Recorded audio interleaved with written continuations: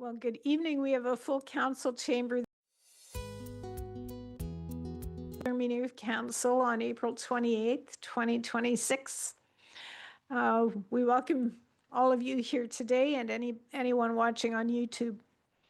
The beginning portion of the agenda, we're meeting as council for urgent matters or routine items that typically do not require as much discussion. The decisions council makes in this portion of the meeting are final. If anyone in the community has questions about the final decisions made tonight, please reach out to staff. And we've made a couple of changes to the agenda, so we're going to flip back and forth between committee and council just so we can see if we can confuse you further and perhaps confuse me in the process. I'll try to keep it straight for you. Yeah, we'll try to make clear what's going on. I'll start with roll call. I, Mayor Shantz, am chairing this meeting. Councillor Bryant. Present. Councillor Burgess. Present. Councillor Cadeau. Present. Councillor Grant. Present. Councillor Schwint. Present. Thank you. Before we start, council needs to reconvene in open session. Do we have a motion to reconvene? Councillor Bryant, Councillor Cadeau, all those in favor, and that's carried. Thank you.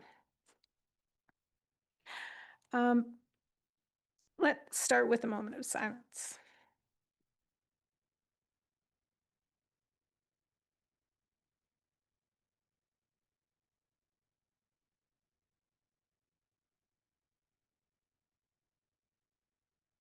Thank you. The Township of Woolwich acknowledges with deep respect that the land we call home has existed since time immemorial, long before our communities were formed and long before we arrived here.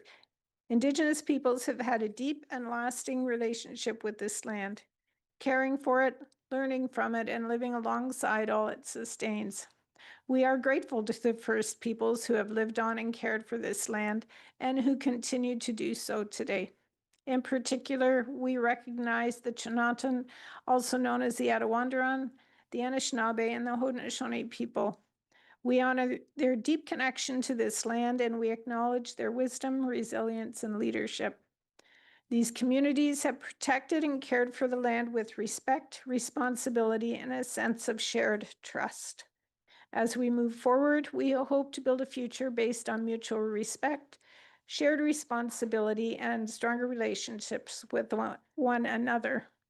May we continue to learn together, to care for each other, and to honor all who share this place with us. Disclosures of pecuniary interest. I have pecuniary interest with the public meeting as we own property across Bridge Street from the property that's being presented tonight. So Councillor Bryant will chair that part of the meeting. Are there any other disclosures of pecuniary interest this evening? No. There are no items to come forward from closed session, so I will turn the meeting over to Councillor Bryant. Sure. Yeah.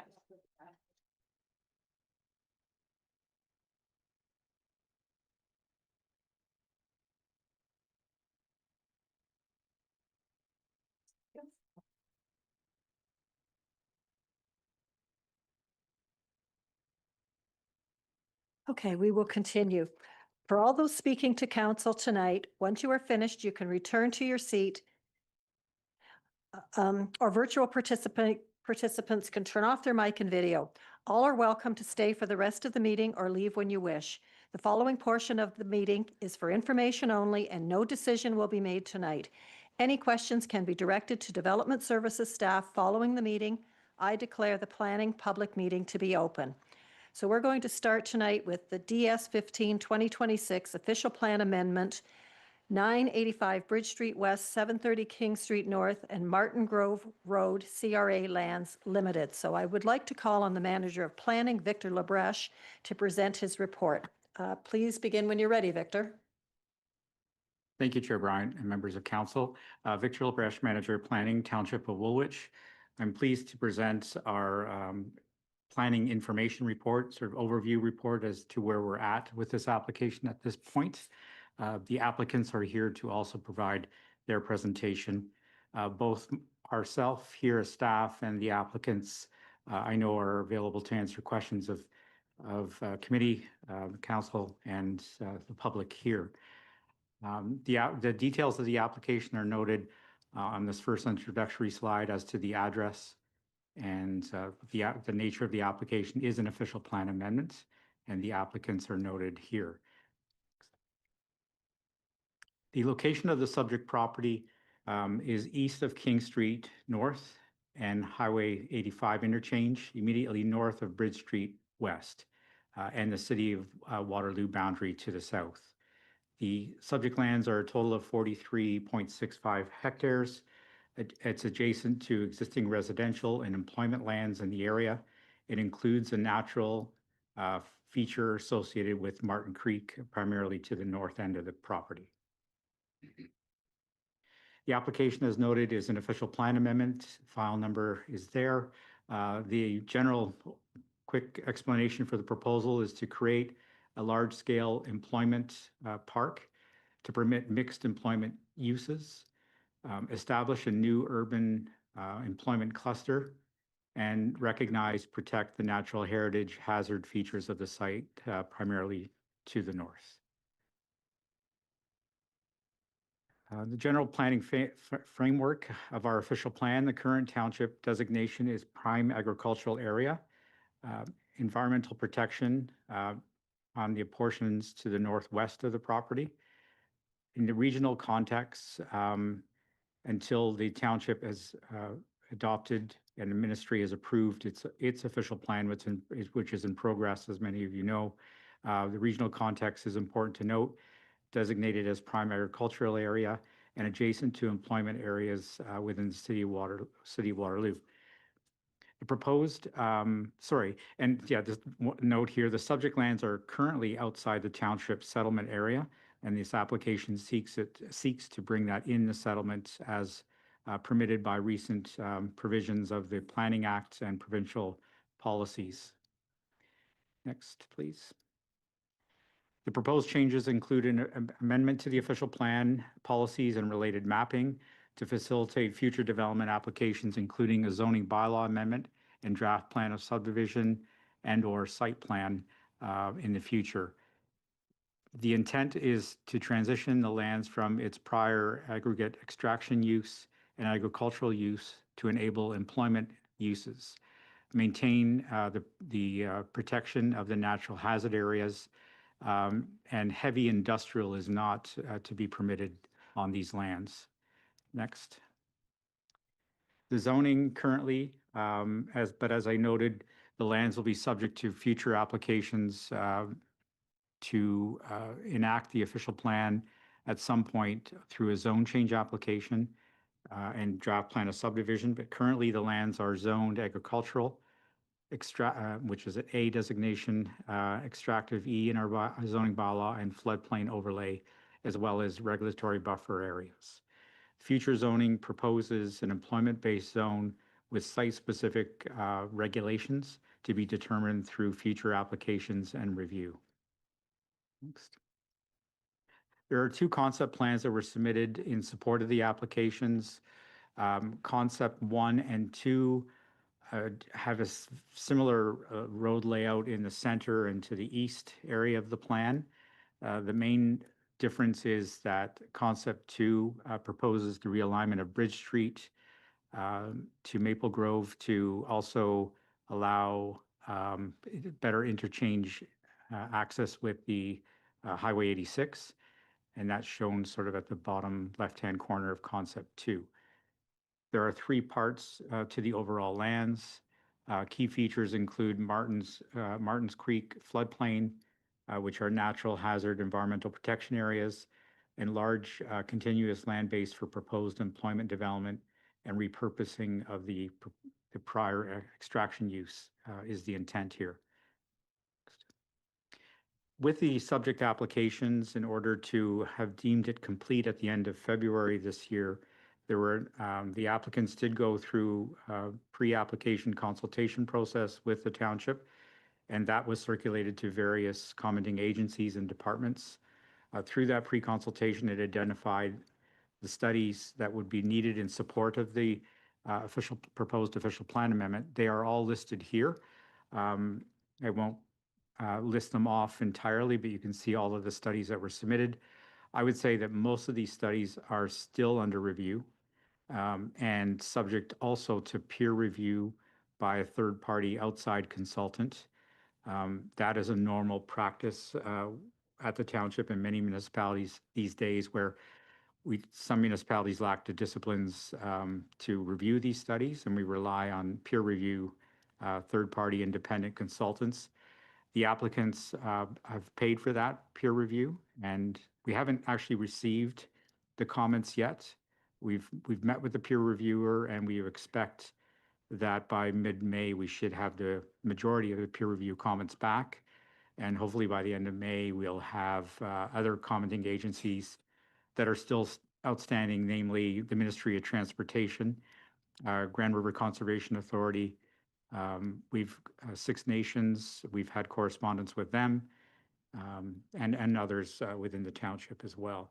All of the above studies, as I noted, are currently under review, and as all comments have not been received, we're not in a position to make any recommendations or look at considering special site provisions or regulations at this point.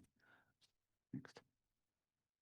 Public notice was circulated on March 23rd to neighboring property owners, commenting agencies, and departments within 150 meters of the subject land. Also, this was posted on the Engage Woolwich and newspaper, as well as it also with Engage Woolwich, it defaults to putting it on the region's website if people are looking there as well as to what is proposed in Woolwich. To date, 3 public comment letter submissions have been received and included in council's agenda package. Actually, I should say there was 2 more that came in, I think, today, and that came from Waterloo EDC, Economic Development Corporation, as well as Greater Kitchener Waterloo Chamber of Commerce have commented as well. Their comments are in support. Other comments raise questions and concerns. I think some member of the public will be here to note that, and we do have written correspondence from those individuals, which we thank them for that, and we'll be certainly in touch with reviewing this application together with them going forward. Next. So the public meeting here is really to provide information to council and provide an opportunity for the public to comment. No decisions will be made at this public meeting. Staff will continue to work with the applicant, the public, and provide a report back to council after all topics and agency comments are received. Strongly suggested that members of the public sign the register that's provided here this evening if they haven't already. They can do that upon exiting. And my contact information is there for any additional information, questions, or meeting. I'm available with my contact information there. So that's all I have at this point, Chair Bryant. I'd be happy to answer any questions of council and the public as they come up. Thank you. Council, do we have any questions for Mr. LaBreche? Councillor Schwinn? Thanks for the report. I know we're going through our official plan process now. Just wondering, did staff consider these lands for changes during our current process? If so, yes, why would you look at them, or why wouldn't you have looked at them for consideration either way? Through you, Chair Bryant, to Councillor Schwinn, that the application proposed in the official plan is not, there's not a land use designation. We knew about this application forthcoming, and that may coincide, this application may coincide with it, well, we will inform the new official plan at some point, but they're kind of running on 2 different processes. Okay. Council, any other questions? Councillor Schwinn, you have another? More if I can. So we all know the age of protecting prime ag land. Looking at our settlement boundaries, no matter where we go, we're going to be encroaching.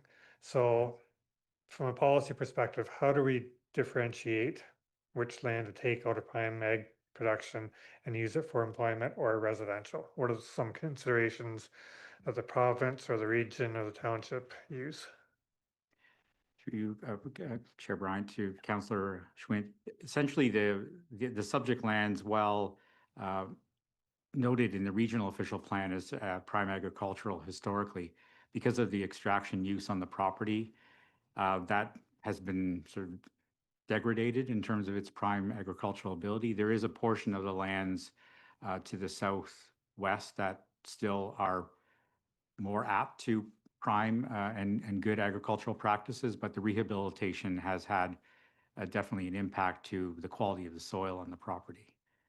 So that's taken into consideration, as well as economic growth and development and the available services that are essentially at the doorstep. Also, the planning regime in Ontario has allowed applications like this by, in prior years, you could only do a settlement boundary redefine or expansion through a comprehensive review led by the local municipality or the planning authorities. And that would be us, and the planning authority back in the day ultimately was the region. That's changed, as you know, and also the provincial policies have changed to not require an application like this to go through comprehensive review, but justify it through a site-specific application, which is what's proposed here. Councillor Grant?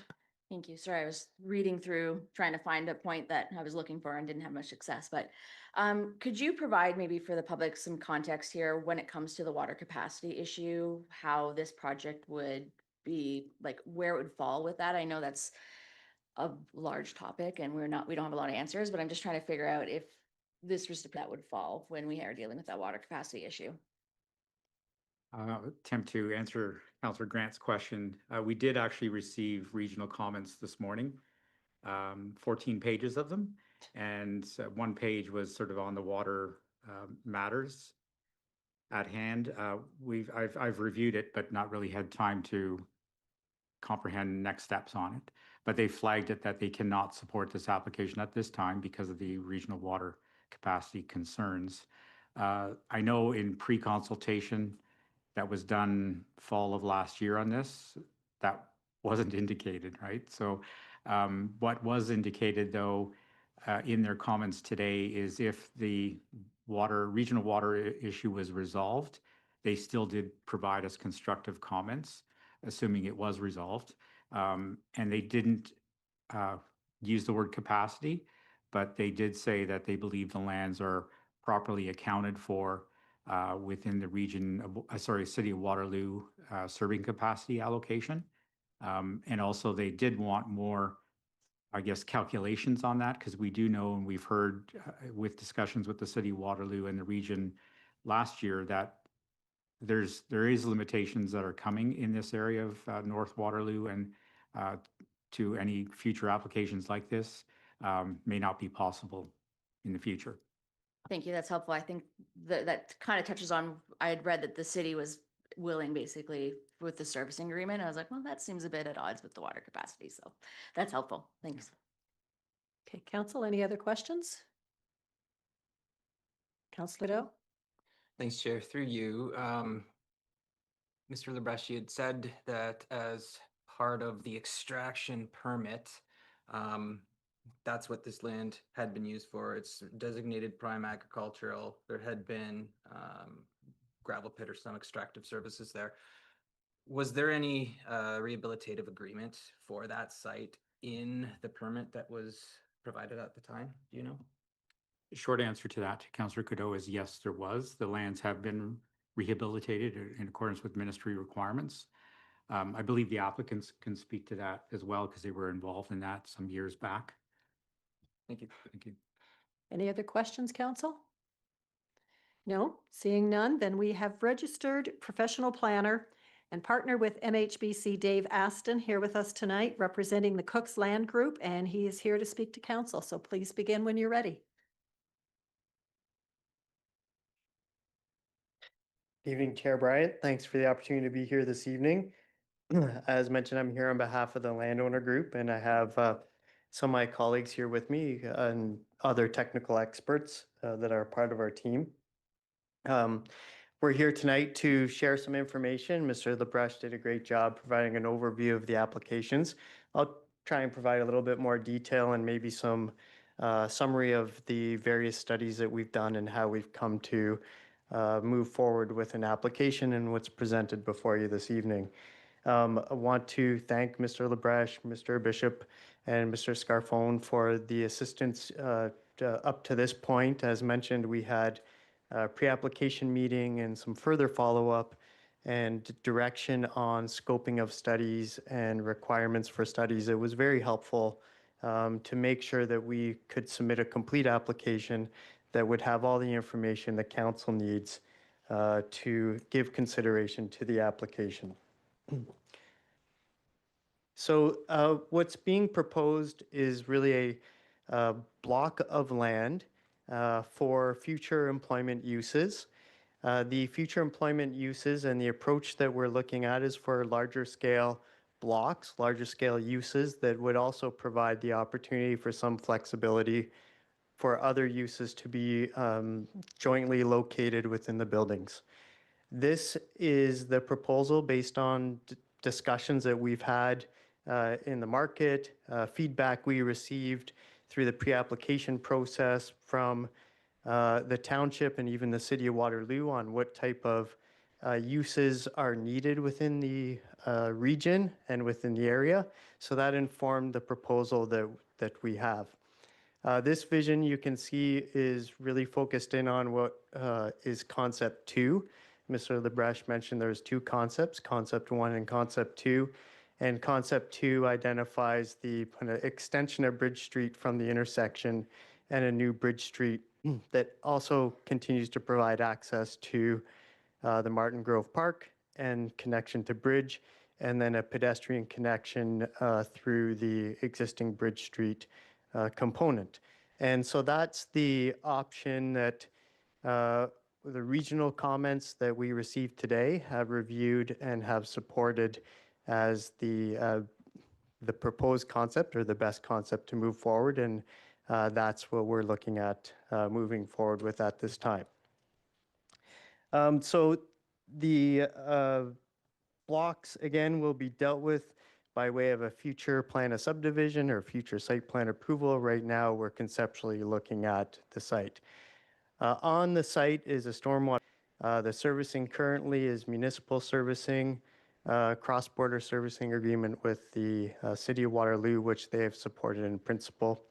And you can see on the plan, there's indication of park area and pedestrian connections and providing really a facility that isn't just about roads and buildings. We're really trying to build in pedestrian connectivity and green space and such within the proposal. The studies identified design areas. So the urban design guidelines provided some direction to key areas that we see within the proposed development. One at the gateway of the new intersection, where there's some design considerations to a gateway park, gateway landscape, gateway building enhancement. The other is along the new Bridge Street and how we deal with streetscaping and pedestrian connectivity through that area. And the top one, or the third, is the land use compatibility. And I just want to spend a minute here because a lot of work was done ensuring that we completed appropriate study to understand this interface with the existing residential in Martin Grove. So what's proposed here is a minimum 20-meter landscape buffer.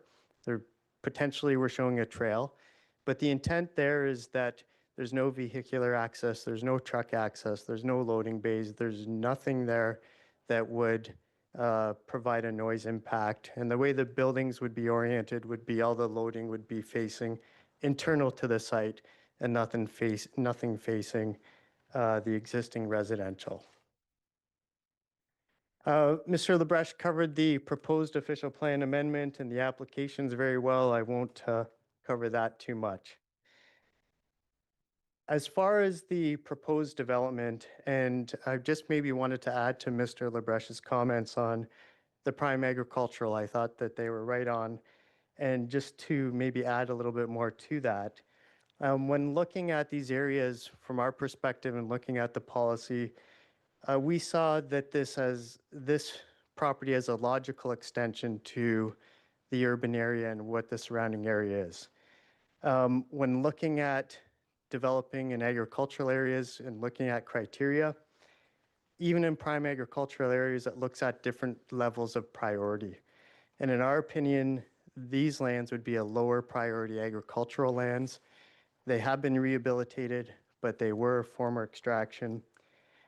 They are already somewhat constrained from an agricultural perspective for any significant investment in agricultural operations like barn facilities because of the existing residential uses and other existing uses that would place some restriction on, from an MDS calculation, on future buildings. So there already is a level of constraint on the agricultural component. From a transportation perspective, the transportation study went through a scope exercise with MTO, the township, and the region. And as I mentioned, what's proposed is improved Bridge Street and intersection with King. Regional staff have commented on that. Township comments likely will come soon. And then MTO was highly involved in the pre-study discussions to also inform the study, and we will expect those comments, but it was a really collaborative approach to get to the base of the study completion. From a servicing perspective, municipal services are proposed. There's a few different alternatives as to how the lands could be serviced and what level of infrastructure is required based on how the lands develop, number of buildings, and the overall road network. So if the site was developed with 1, 2, or 3 large buildings, it could potentially gravity service into the system. If there's a mix of buildings and buildings further back and multiple buildings, a pumping station may be required. So the functional servicing studies looked at those various options, and we'll work with the township on the final option as the plan moves forward into greater detail, like plan a subdivision or a zone change.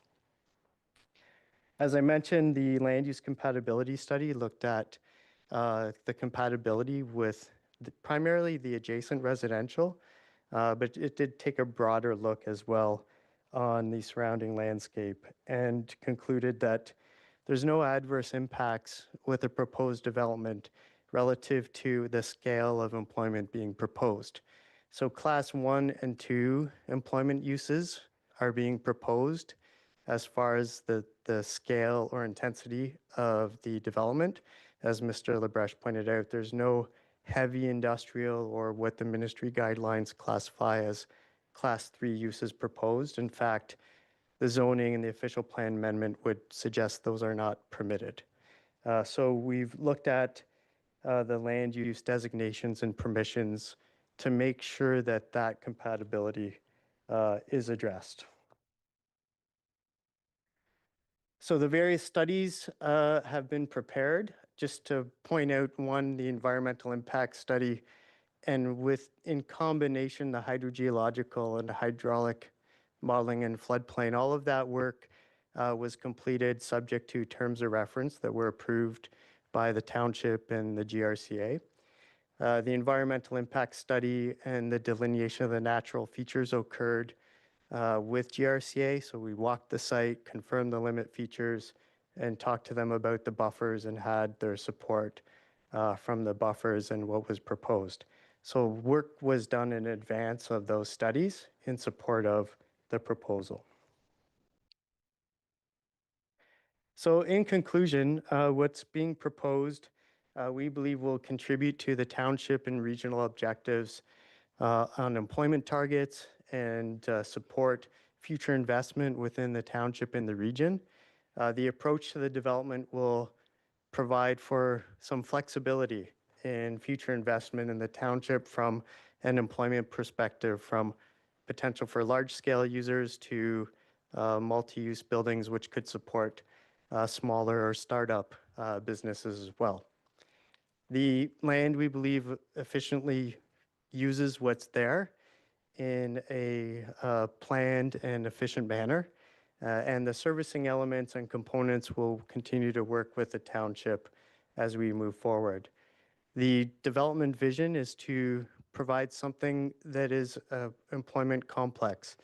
The pedestrian connectivity, the natural open spaces, and the trails we really see as creating something as a great opportunity for the township that has parks and open space. So it's not just for the employment users, but could be for anyone that wants to enjoy the park or the trails that would be connected with the proposed development.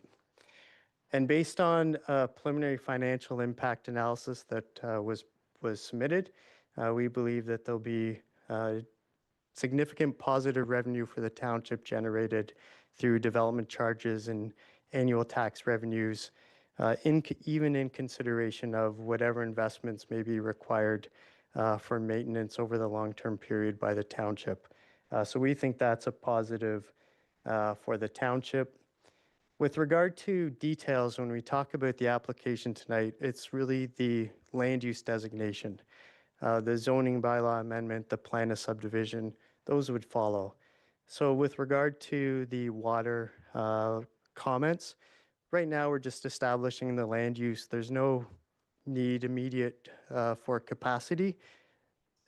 Solutions are coming on water capacity, and policies are in place, and future holding provisions or conditions can appropriately be used to make sure no development occurs without the capacity being in place. So right now we're just looking to establish that land use, and then future plan of subdivision, future site plans will address the various details that would be required from the township perspective on development standards and implementation of development guidelines. So again, looking forward to hearing comments tonight, working with staff to receive the comments and provide responses, and an opportunity to be back before you with a staff recommendation in hand. Thank you. Council, do we have any questions for the delegate? No, seeing Councillor Cadeau? Yeah, thanks, Chair. Through you, I want to make sure that I caught it, but the landscape buffer between the residential and the new development, was it 20 meters or 20 feet? Through Chair Bryan, minimum 20 meters. Councillor Schwint? Yeah, thanks. That's the issue I want to follow up on. Thanks, Councillor Cadeau, for raising it. 20 meters, we're talking probably not even the width of this township building. And looking at you've got one house kind of surrounded almost by very large buildings. Looking at slide 2 of your presentation, what other measures or mitigating factors can make this more compatible for the existing residents if it was to happen? Through the chair, I think it's 20 meters all around, so the angle of the drawing may make it seem like buildings are right up on top of that existing residential, but it's a minimum 20 meters landscape buffer. And that would include some planting and maybe some berm so that there's a bit of relief in the elevation as well. And then from a design perspective of the buildings, again, the intent is to not have any openings or loading areas or vehicular movements around in that location, and to have all of that facing internal.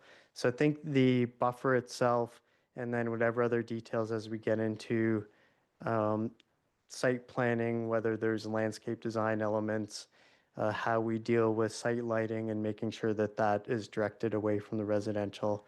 We would work with the township on making sure that those compatibility matters are dealt with appropriately. Just follow up on that. And you also mentioned class 1 and class 2 industrial versus class 3 and 4. For a layman like me, can you differentiate and give me examples of 1 and 2 and 3 and 4? Sure.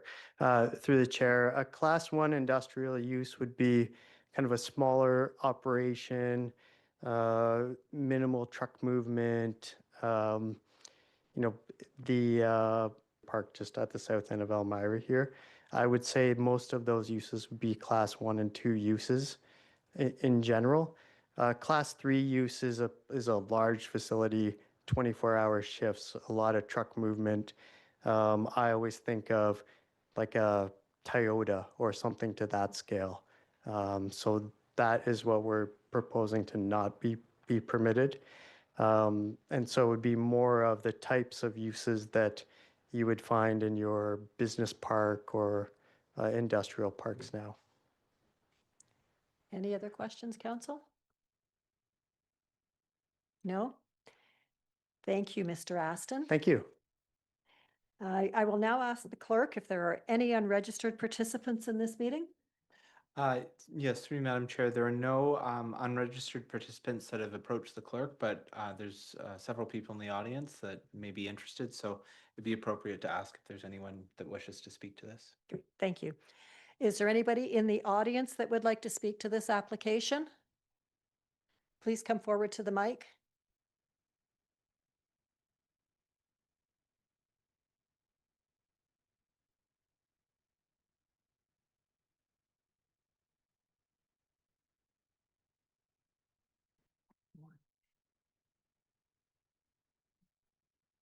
Hi. Can you please provide your name to the clerk, please? Should Okay, my name's Abdullah Lawendy, and I'm the owner of 1027 Bridge Street West. It's an acre property adjacent to the land that I think Ian Cook owns. We have a concern personally with the proposed employment park. One, the fact that Bridge Street will be rerouted and then enter into the major intersection coming off the highway there, our property, and it would stop any flow of traffic coming into our area there. And two, obviously, I think the councilman had brought up the issues of the buildings being directly positioned close to our property, looking down into our home. And then the water use that you guys have already are aware of and brought up. So those are concerns for us, and we just want to make sure that that's addressed thoroughly before you guys decide either to move forward or to reject the motion. Right? Thank you. Okay. Hey, council, any questions for the delegate? None? Thank you. Thanks.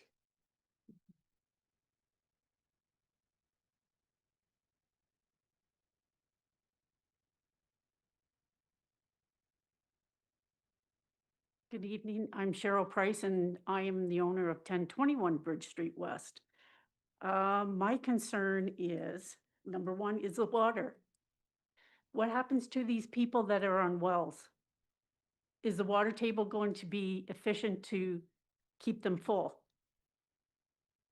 He's talking about putting a water substation in the back. So what is that going to mean? Our water's gone? Number two, he's talking about putting a walkway through for the or for people to walk. In the last 20 years that I've been on that property, we've had a break-in. That gentleman back there had his house burnt down. There's homeless people that live in behind there. Even the person that owned that property had his house burnt down.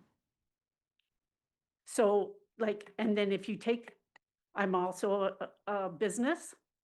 I need that roadway to be left open so that we can access the highway instead of going through all this business of going around the block.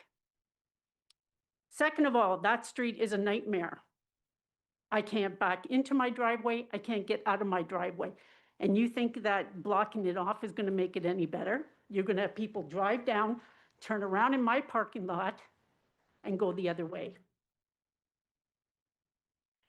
My father tried to rezone that property 20 years ago, spent $5,000 for a lawyer, and Hughes refused to rezone it for him. Now, all of a sudden, you got somebody who wants to buy the property next door, we're going to rezone. That's my concerns. Thank you. Council, do you have any questions for the delegate? No? Thank you. And sorry, could you give us your name for the clerk? Cheryl, Cheryl, Preiss. Thank you. Is there anyone else in the audience that wishes to speak to this issue? No? There being no further speakers, I declare the planning public meeting to be closed.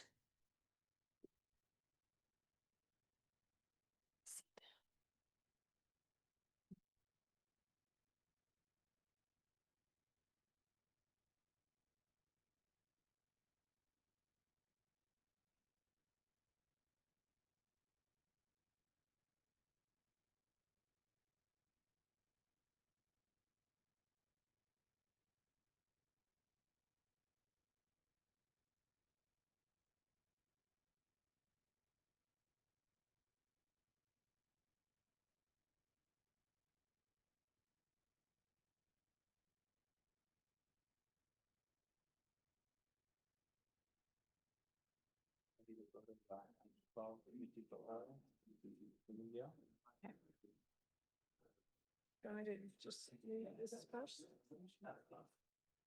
Okay.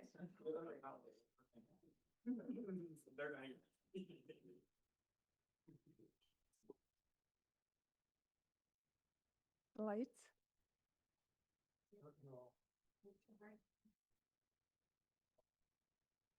Must be a way to.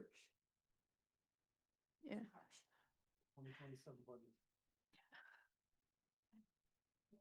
Okay, we have 3 items with delegations and, now is there one other presentation or is that the one that's in, and plus one other presentation this evening? So if you're delegating, your time limit is posted on the agenda. There will be a timer on the screen and you will hear a warning sound when you have 1 minute left and then again when your time is up. Once you're finished, you can return to your seat and all are welcome to stay for the rest of the meeting or leave as you wish. Council discussion and debate will start when all questions of clarification have finished. So what we've done to change the agenda is we have moved the Bloomingdale Community Center because I have a feeling many of you are here for that one. So we've moved that to the next place on the agenda.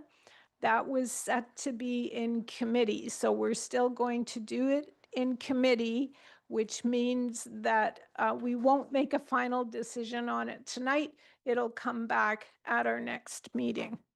So to start, then we need to have a motion to move into committee of the whole. Councillor Grant, Councillor Schwint, all those in favor, and that's carried.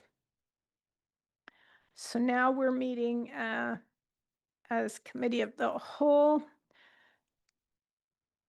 I've already said we're not making final decisions on that. But if anyone in the community has feedback on the recommendations, if you've got something that comes up in the next couple of weeks out of this that you want to contact us, you can reach out to staff or to council before our next meeting. So we'll move to Bloomingdale Community Center and Region of Waterloo Library Branch relocation. And I will call on our Director of Recreation and Community Services, Jessica Stovin, along with the Manager of Operations and Projects. Is Thomas here? Hi. Thomas Vanderhoff, Manager of Library Service with the Region of Waterloo, Christine McLaren. Hi, there you are. And Manager of Communications and Community Engagement Planning, Development and Legislative Services, Hillary Abel, over here beside Cristina.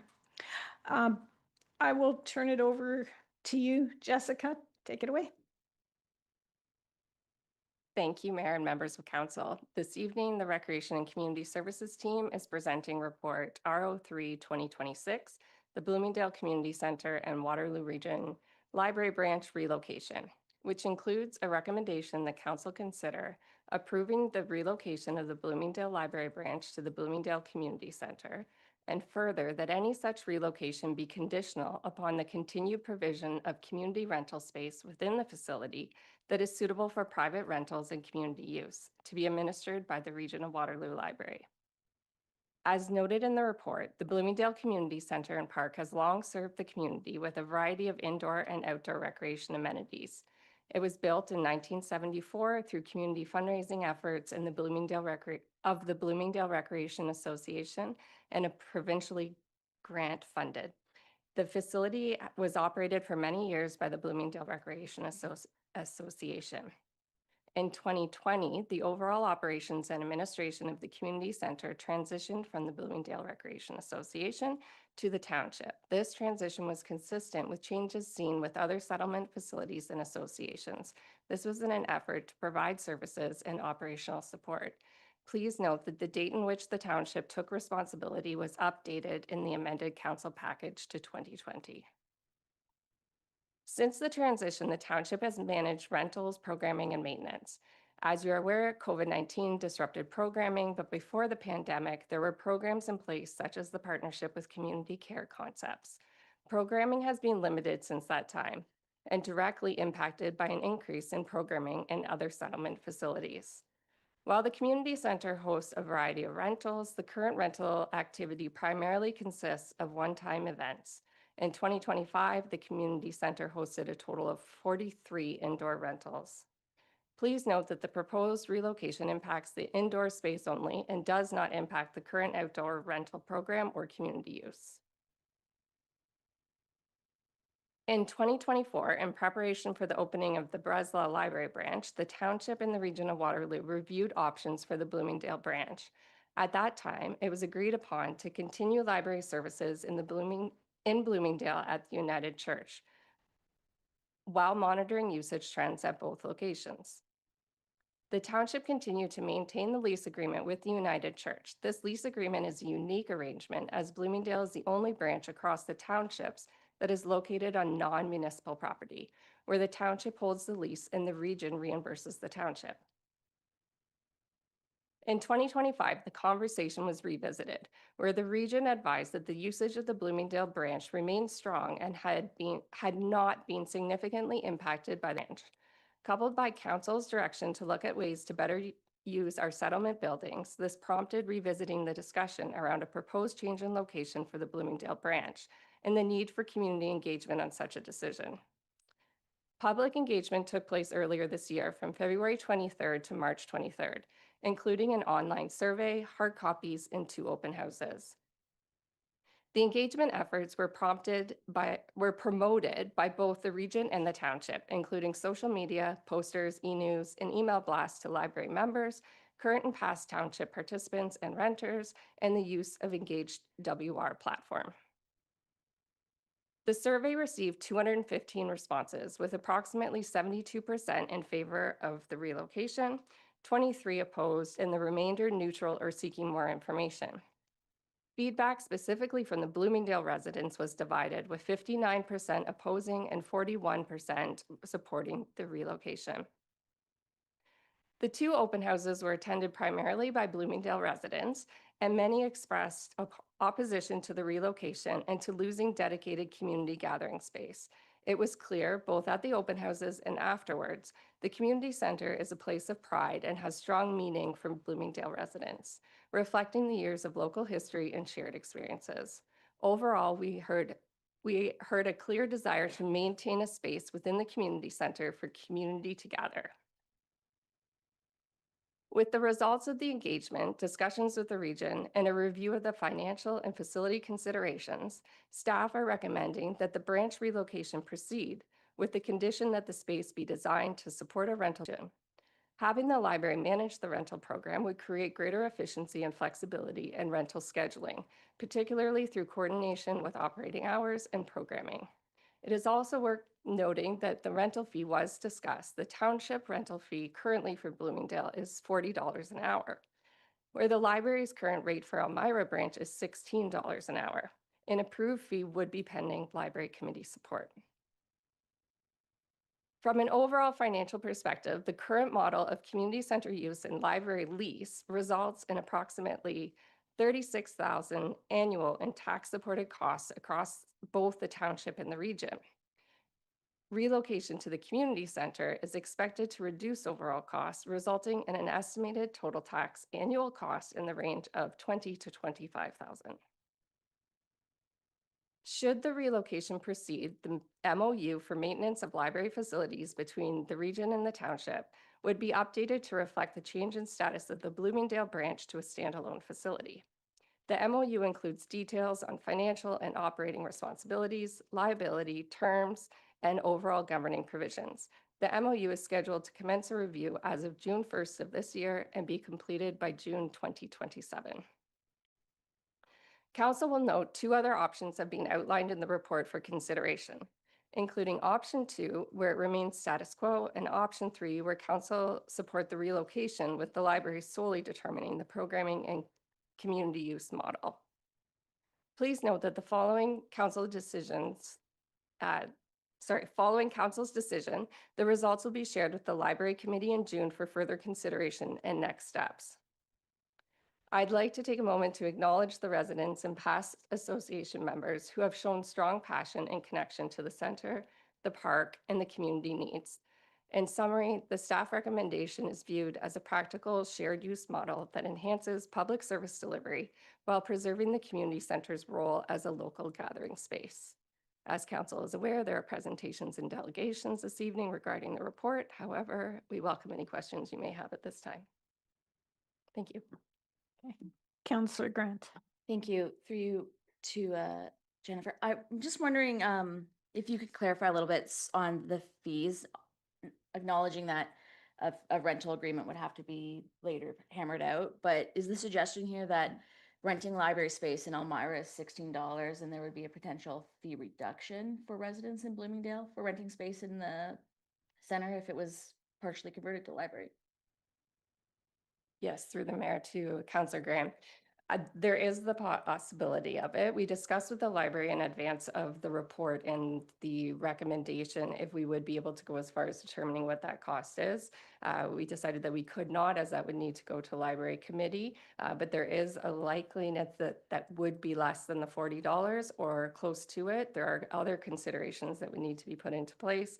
What would be in addition to the $16 an hour could possibly be staffing charges, additional security measures, or any parameter that might be put in place to ensure that their assets in that space are secure during the rental period. Councillor Cadeau. Thanks, Mayor. Through you to the director. It's always fun when you have a paradoxical response. And so it seems like the surveys were in support of the move. Focus groups were not in support of the moves. Is that correct? Through you, Mayor, to Councillor Cadeau. The survey, I will note, went out to all library, to anyone who was in our database as well. So that survey results were reflective of the library base as a whole township wide. The community open houses, we did have a more focused group of residents. So when we narrowed down the results of the survey in cooperation with the region, there was more of that split, that 59%. And then the open houses, it was clear that it was the majority, if not close to all of the residents that were in opposition. Is there a way to separate that data so that we can see based on the surveys who are Bloomingdale members? I'm not trying to put you on the spot in the moment. It would help just to make sure that those numbers are corresponding with the focus groups. I assume that they would. It would just be nice to have that data if available. Yes, through you to Councillor Cadeau, we are able to do that. And I'm looking quickly, I believe there was 54 responses on the online survey from Bloomingdale residents only.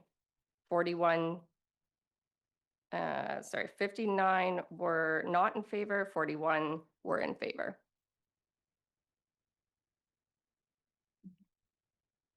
Okay. Okay. Anyone else? Okay, thanks. Cristina, I've got you down next. Did you want to present? Yeah. Welcome, Ms. McLaren.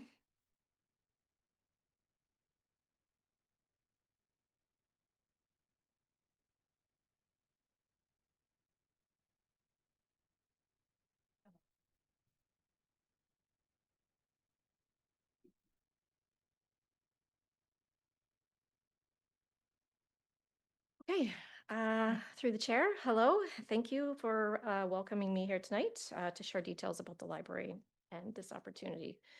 The Woolwich Township and library staff recently revisited this conversation of relocating the Bloomingdale branch library to the Bloomingdale Community Center building. Engaging in this discussion supports the library's service delivery plan, which focuses on which includes creating welcoming spaces for the communities that we serve and exploring opportunities for branch relocations when those opportunities arise. This is an opportunity that we are exploring. Ultimately, the decision rests with the community, with the Township Council. So the current Bloomingdale branch operates from a 400 square foot space within the Bloomingdale United Church. There's a lease agreement between the township and the church for the library's use of that space. The space in that location is limited. It's not well suited for multiple people or families visiting at the same time. Doesn't encourage people to stay for very long as there's no room for seating aside from our public access computer. The building is not fully accessible. Yes, there is a ramp. It is located outside the branch through a locked door. If someone needs to use that, they must call ahead and let us know so that we can let them in when they arrive. Water in the building is not potable. This limits our opportunity for food-related programs or even just to provide drinking water to patrons and members of the public. So all Region of Waterloo Library branches are warming, cooling, and clean air spaces for the Waterloo region and the townships. We provide refuge to people during extreme weather conditions such as extreme heat, and unfortunately, we cannot provide drinking water at the Bloomingdale branch location. So this is a view of our current branch floor plan. Maybe a little hard for those of you in the back to see. Apologize for that. You can see from this floor plan, the main entrance is at the bottom left of the screen. The accessible entrance is not shown as it's outside of the building, but you do need to go through the interior door, which is at the top right of the screen. And as I mentioned, aside from a public computer, there's really only standing space available in this branch. Bloomingdale is a small branch, but it performs well for the size of the community that it serves. The statistic that you see on screen now are 2025 numbers, but statistics for the last 3 years, from 2023 to 2025, have been provided to Township Council this evening. In 2025, we had 285 active card holders. 37 of those card holders are Bloomingdale residents. I'll just note that card holders may have been residents previously who have moved out of the village and still maintain their Bloomingdale branch usership. Some may have joined the branch due to their interest in programs, and we have a lot of programs that run in Bloomingdale, and others perhaps live in the surrounding communities of Conestoga, Maryhill, and Winterbourne. We don't track number of unique visitors at the branches. We do track the number of people that are coming into our branches, but we had 121 patrons who borrowed physical items from the branch in 2025. I will say that excludes the number of patrons who visited the branch and didn't check out materials, such as program attendees. But our total in-person visits for the year were just under 1,900 visitors, and total program attendance for that year was just over 900. There may have been an expectation that Bloomingdale users would go to Breslau's new branch when that location opened up in spring 2024. And I will say there has been a little bit of decline in Bloomingdale, but it's not drastic. We had 17 fewer active card holders in 2025 compared with 2024, but new membership was up in 2025. We had 29 new card holders that year, and the previous year we saw 21 new card holders. So this tells us that there are new residents in the area who are registering for cards. Programs, as I mentioned, are varied and well attended, particularly our adult social programs, and that is also attracting people to use the branch, even if they live closer to another branch. The main room within the community center in Bloomingdale is almost 800 square feet, including the entryway and storage area, kitchen, and washroom. That total space in the location would give us 1,430 square feet. So a larger library space would allow for expanded collections, programming within the branch, and social interactions between neighbors and library visitors. So places for people to sit and to gather. The facility has better accessibility with minimal upgrades needed. As you may know, parking and walkways are at grade with the building, so there's no need for access ramps. The township and library would work together to determine the number and location of dedicated library parking spaces and what that looks like during outdoor events. There's a push-button accessible door at the entryway. All of together, these features make it easier for someone with mobility issues or even a parent pushing a stroller to access the space.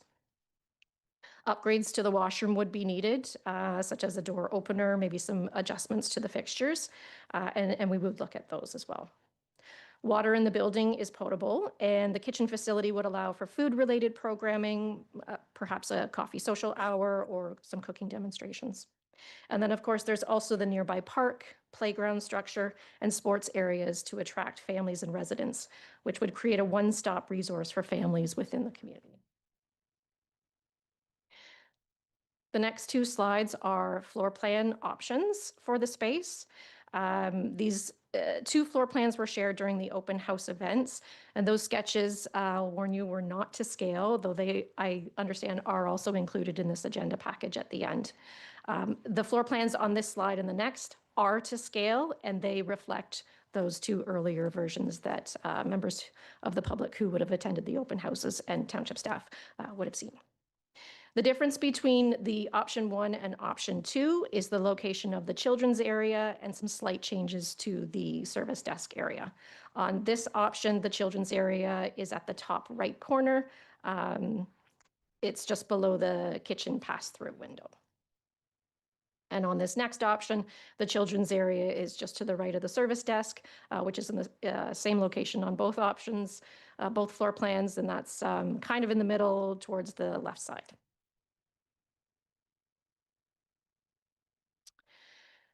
So Library Committee was apprised of the relocation opportunity at their first meeting this year in February. At that time, they approved the reallocation of $50,000 from the library's capital budget to support renovation costs and new furnishings. Renovations would include painting and flooring within the main room, and additional upgrades may include accessible washroom features that I mentioned earlier. Possible features of a new branch. So to support flexible use of the space, we would add mobile shelving in the open areas. The shelving is on wheels and can be moved aside to make way for other uses within the space. It also supports programming, social activities, and community use of the space. Lounge seating or a study table area, places for people to sit, which is not possible in the current location. Accessible public computer station. So we do have a computer station in the existing branch. It is not accessible. What I am proposing is that we would provide a desk that can move up and down to accommodate anyone in a wheelchair. Dedicated children's area, so making sure there are vibrant colors, perhaps some interactive features. Programs and social activities. So the added space would allow for dynamic programming at the branch, opportunities for neighbors and friends to gather without feeling rushed due to the limited space. As I mentioned, some food-related programs would be on the table, and we'd be looking at outdoor programming as well, using some spaces like story time under the trees or sidewalk chalk activities during summer reading club. And then we would also look at creativity and maker culture supports. So bringing in materials and equipment that support maker culture. We wouldn't have the space to create a separate room in this space, but we could look at bringing in equipment to support maker programming, skill building with technology and crafts. Operations costs of the existing branch are currently $19,475. That was outlined in township staff's report as well. That includes our rent, fire protection, hazardous materials remediation, mat service, carpet cleaning, and snow removal. Our anticipated operations costs of a relocated branch within the community center would be somewhere between $20,000 and $25,000. That would include heat, hydro, maintenance or repair, fire protection, janitorial, and snow removal. Operations costs are relatively similar between the two spaces, even with the community center space being more than triple the size of the current location overall, or if you just want to look at the main space, it's double the size. The region and the 4 townships operate under a service level agreement memorandum of understanding, which outlines facility responsibilities for maintenance and repair. And so Bloomingdale's, if it were to be relocated, it would fall under that agreement as well, and does right now, but as a third-party rental. That agreement has been signed by all parties, including the region and the townships. I don't believe it's a public document, though the township has access to this. We heard concerns from residents during the open house events about the availability of the space for community purposes. I just want to reiterate that the library is a community space. The branch offers community programming for all ages, both within and outside of branch open hours. The branch is currently open 12 hours per week. That could change with the relocation and increased demand. Some programs are held during closed hours, which just allows our staff the ability to facilitate programs without the need to manage the service desk at the same time. And we also have branch staff and dedicated program staff who deliver programs. Examples of possible programs and some that already take place at the Bloomingdale branch would be adult social events, crafting workshops, book clubs, coffee hour, euchre, bridge club, puzzle groups, chess clubs. We could have guest lectures or speakers, and we do a bit of that now in the Bloomingdale branch. Story time and summer reading club programs as well for families and children. Rentals of the space would be possible. The library has established room reservation procedures that we would apply to this location. Renters would need to sign our room rental and acknowledgement of terms and conditions form and rent damages to equipment or fixtures. Bookings would, of course, be handled through the library. As Jessica noted, the library charges, I'll just clarify the costs. So our current costs for room rentals are $33.90 for the first 2 hours, plus $16.95 for each additional hour. And there may, if we're renting out that space, if we were relocated there, we may also require some additional fees to cover staffing costs for facility access and security of equipment. We could rent that space to any groups that would comfortably fit within the space. I will say there is no liquor license for the building, so any events serving alcohol cannot be accommodated. Next steps. So a report would go to library committee, would involve a summary of the public engagement results, a summary of the Township of Woolwich Council's decision on the use of the community center building. If council approves repurposing the community center building for the Bloomingdale branch library, then the report would also include details about what the relocation process could look like. So cost estimates for renovations to make the space library ready, including moving costs, costs of fixtures or furnishings for the library space, and an estimated timeline for repurposing the space, moving in and setting up the library. Thank you for your time tonight. Thank you. Do we have questions for Ms. McLaren? Councillor Schwinn? Thanks. Appreciate the update on Bloomingdale. I am curious though, over the last 10 years, everything we do as a township, as society's changed. How have library operations changed in terms of services you offer and are expected to offer by the public? And what do you see happening in the next 5 years? I know I go to the Elmira library. I used to be a regular, not anymore because I've accessed information differently and have different uses for that space, but it's still a community need. How do you see it evolving?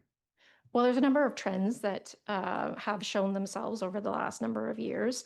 We're seeing an upward trend across many libraries and Regional Waterloo Library included. Traditional books are still of interest to people, and we're seeing that digital books are also of interest, but physical books are a little bit of more interest.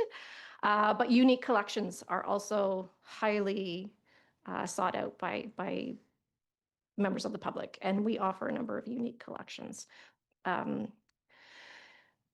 Induction cooktops, hobby kits that allow you to learn how to wood carve or how to sew. We have a sewing machine that goes with one of our hobby kits. So we're looking at adding sporting equipment to our collection. So there's lots of different things that libraries are offering. We're not on the cutting edge of that. And I would say use of public spaces. So people are coming to libraries.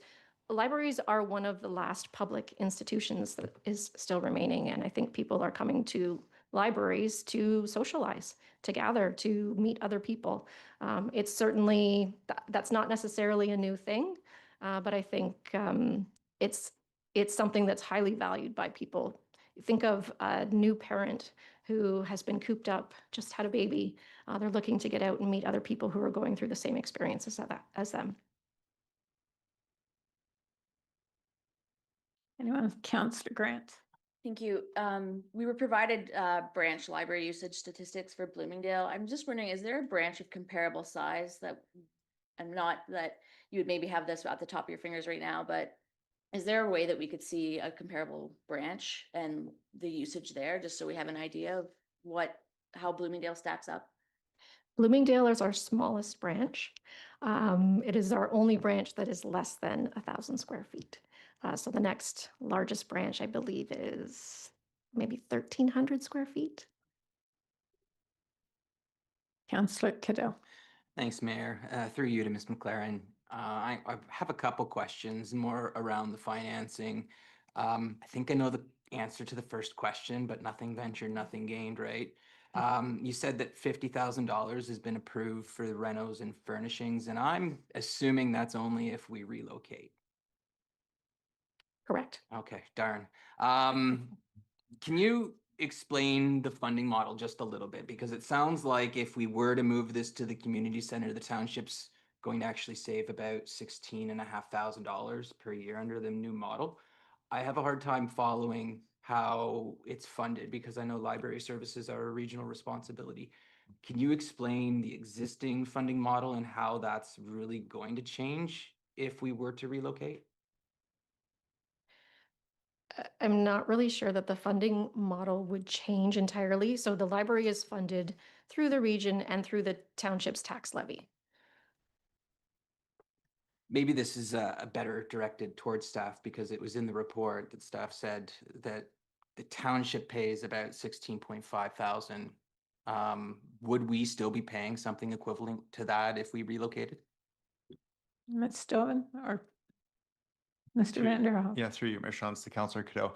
So the cost savings for the township would really fall in the fact that the region would take over the facility under the MOU. They would be responsible for all costs for that facility. It is a little unique, this site. There are still two public-facing outdoor park bathrooms that would remain, opened and closed and cleaned and maintained by the township. There is a storage room that's park facing as well too. So there would be a small amount of cost sharing on some of those items, but the majority of the costs that the township is currently incurring to operate the community center would then be passed along to the region to operate the library and operate the space for community use as well.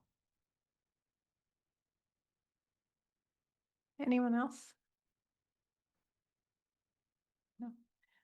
Thank you very much for coming in. So we have a number of delegates this evening on this item. As a reminder, your time limit is posted on the agenda and you can see the timer up on the screen. So council discussion and debate will start when all questions of clarification have finished. So we'll start with our first delegate, Trish Stewart.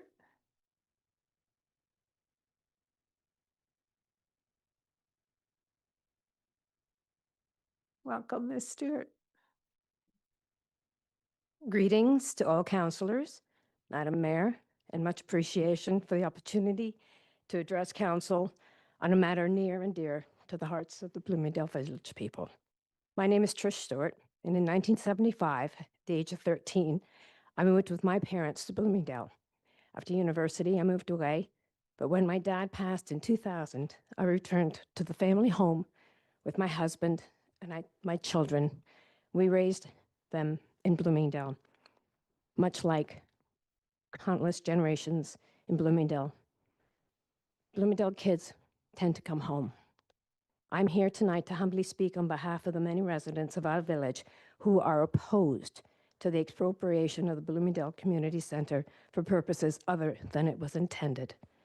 The Bloomingdale Recreation Association, as far back as the early 1980s, had fundraised and petitioned the township for our own building where the people of the village could meet to celebrate the events and the milestones of our neighbors.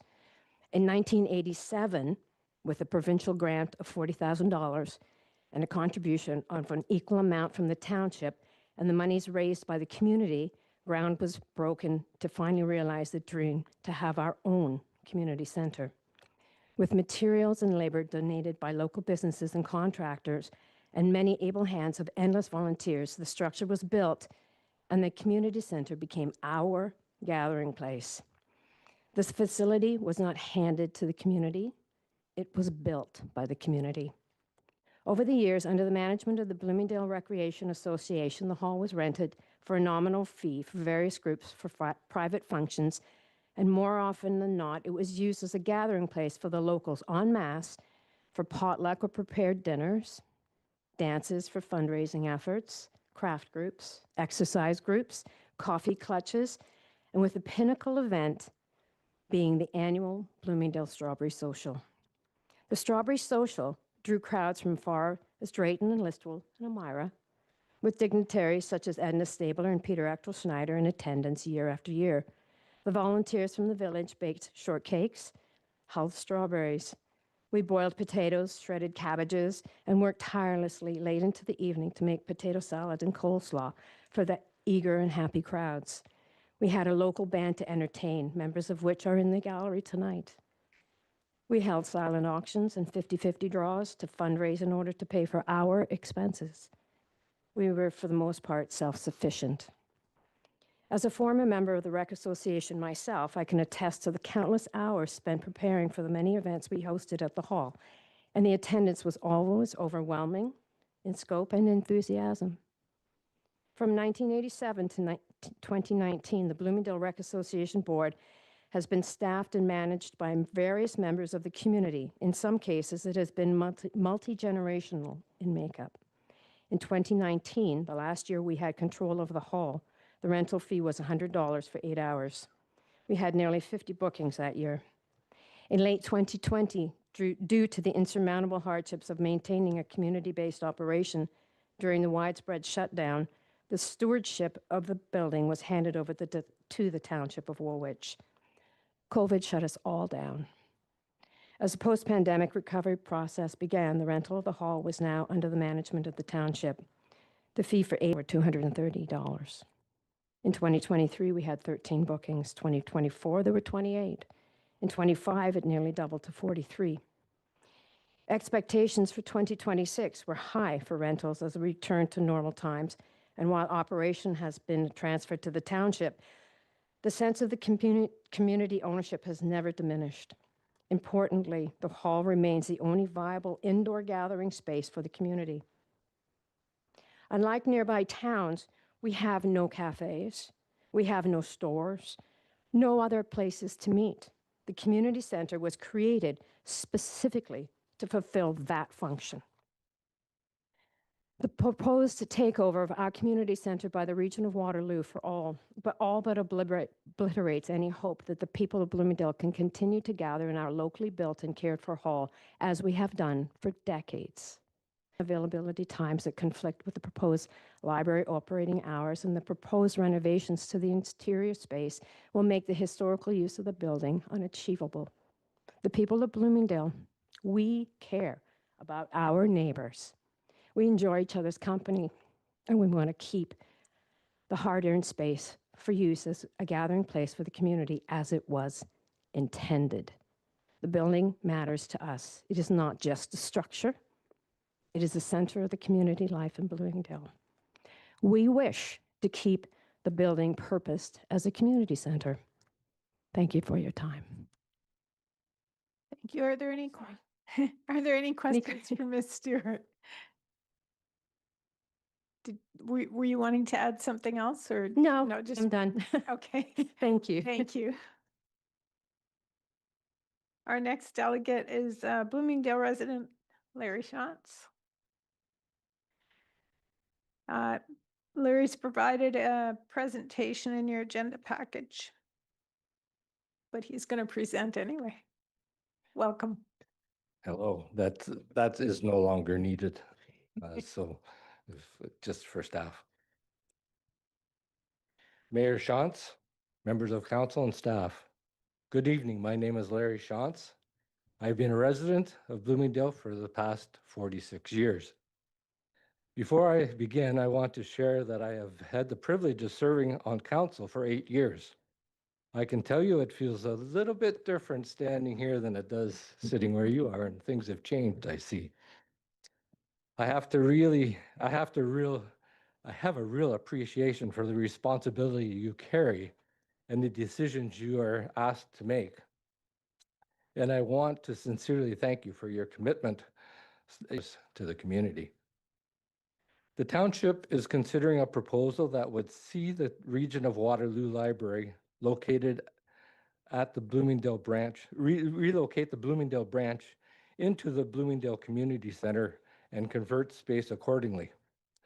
While access to the library services is important, the current proposal raises significant concerns about how this space will function going forward.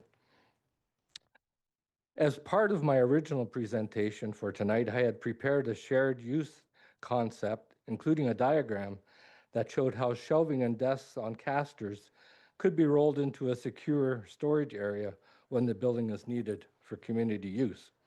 However, I believe that moving in that direction to the design solution at this stage is premature, especially after reading your report, R03-2026, and more specifically, options number 1 and 3 on page 6. If this facility is administered solely by the region of Waterloo Library, there's a risk it shifts toward a single-purpose model, limiting flexibility and reducing its ability to support broader community use. I don't understand why the township would want to relinquish control. What is needed first is a more complete and inclusive public conversation about the community, what the community wants this building to be. The demographics of Bloomingdale have changed in the past number of years. There are young families in the community again, and their needs may be different from the recent past. That should be understood before decisions are made. For example, we may want to revisit the model that worked well before by possibly reestablishing a Bloomingdale Recreation Association to help guide programming and the use of the space. The survey process to date has not captured this broader perspective. It focused on whether the library should relocate and what features it should include. It did not ask how community programming would be maintained or expanded, or how the center itself could evolve. It is also important to recognize that this facility was never intended to be driven by rental income. From the start, the focus was on meeting community needs, connections, events, and local programming. Rentals supported that purpose, but was never the primary driver. Decisions about the future of this building should continue to be guided first and foremost by what best serves the community, not revenue or reduction or cost reduction. I also want to acknowledge the staff report, particularly considering of the dual purpose model for this facility. I appreciate that effort and thank staff for listening to the community's concerns. However, while the idea of shared use space is encouraging, this does not yet reflect the full range of community input required for decisions of this scale. There are still important questions about governance, programming, and how changing community needs are being addressed. This is why I believe more time and broader community engagement are still required before moving forward. I feel this is worth repeating.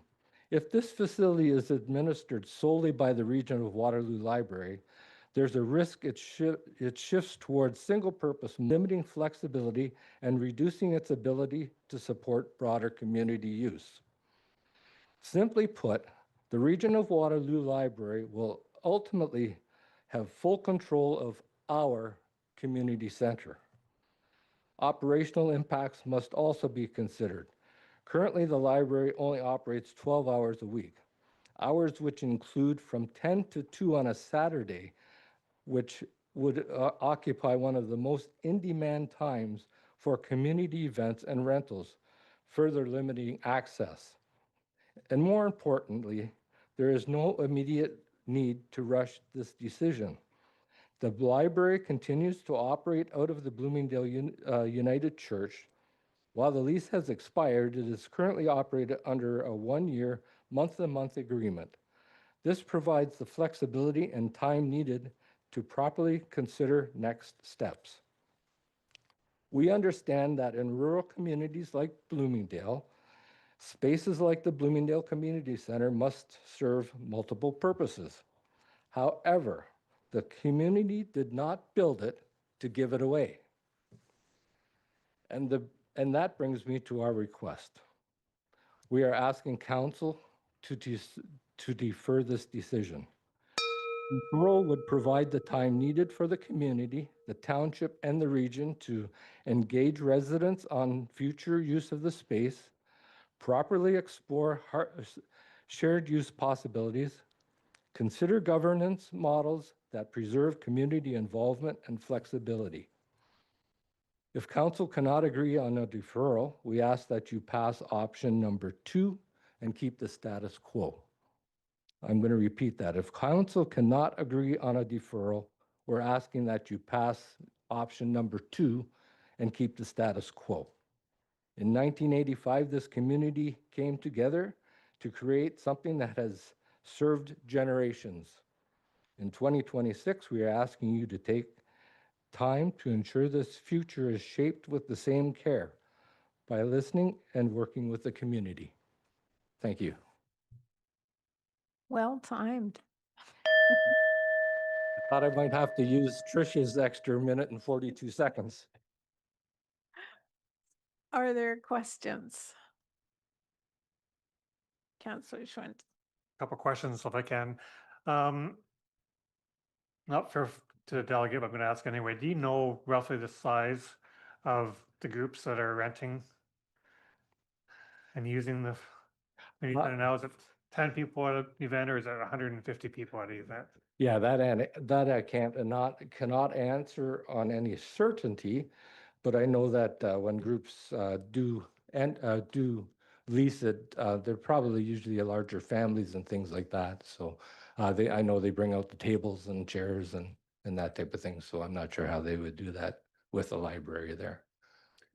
And would you have a recommendation to defer and have more conversations? Who would you suggest the township reach out to in the community as far as groups to have those conversations with? Well, I think there's a number of us that you could talk to, and then we would get people there to talk to the township. So, yeah, myself or Cindy is a pretty good person to talk to, and we could get the people out to have that discussion.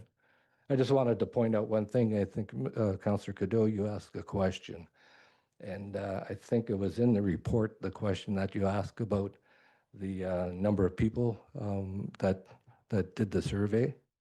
And I think your report says 215 completed the survey. 54 of them were from Bloomingdale. So that tells me 25% of the people, or 25% of the survey came from Bloomingdale. So 75% of the people that took the survey are deciding what we're going to do with our community center. So I think that was the question that you had. Councillor Cadeau. Thanks, and certainly the math lines up. You make a couple of requests here, and I'm just trying to quantify it, because you say requesting council defer, and if we can't agree on that, then go with option 2. And I'm doing a lot of assuming today. It's probably not a good thing to do, but I'm assuming that option 2 is really your first choice and a deferral would be your second choice. Is that a safe assumption, or is it fair to say that no, you really do want to work with staff and come up with a hybrid type solution?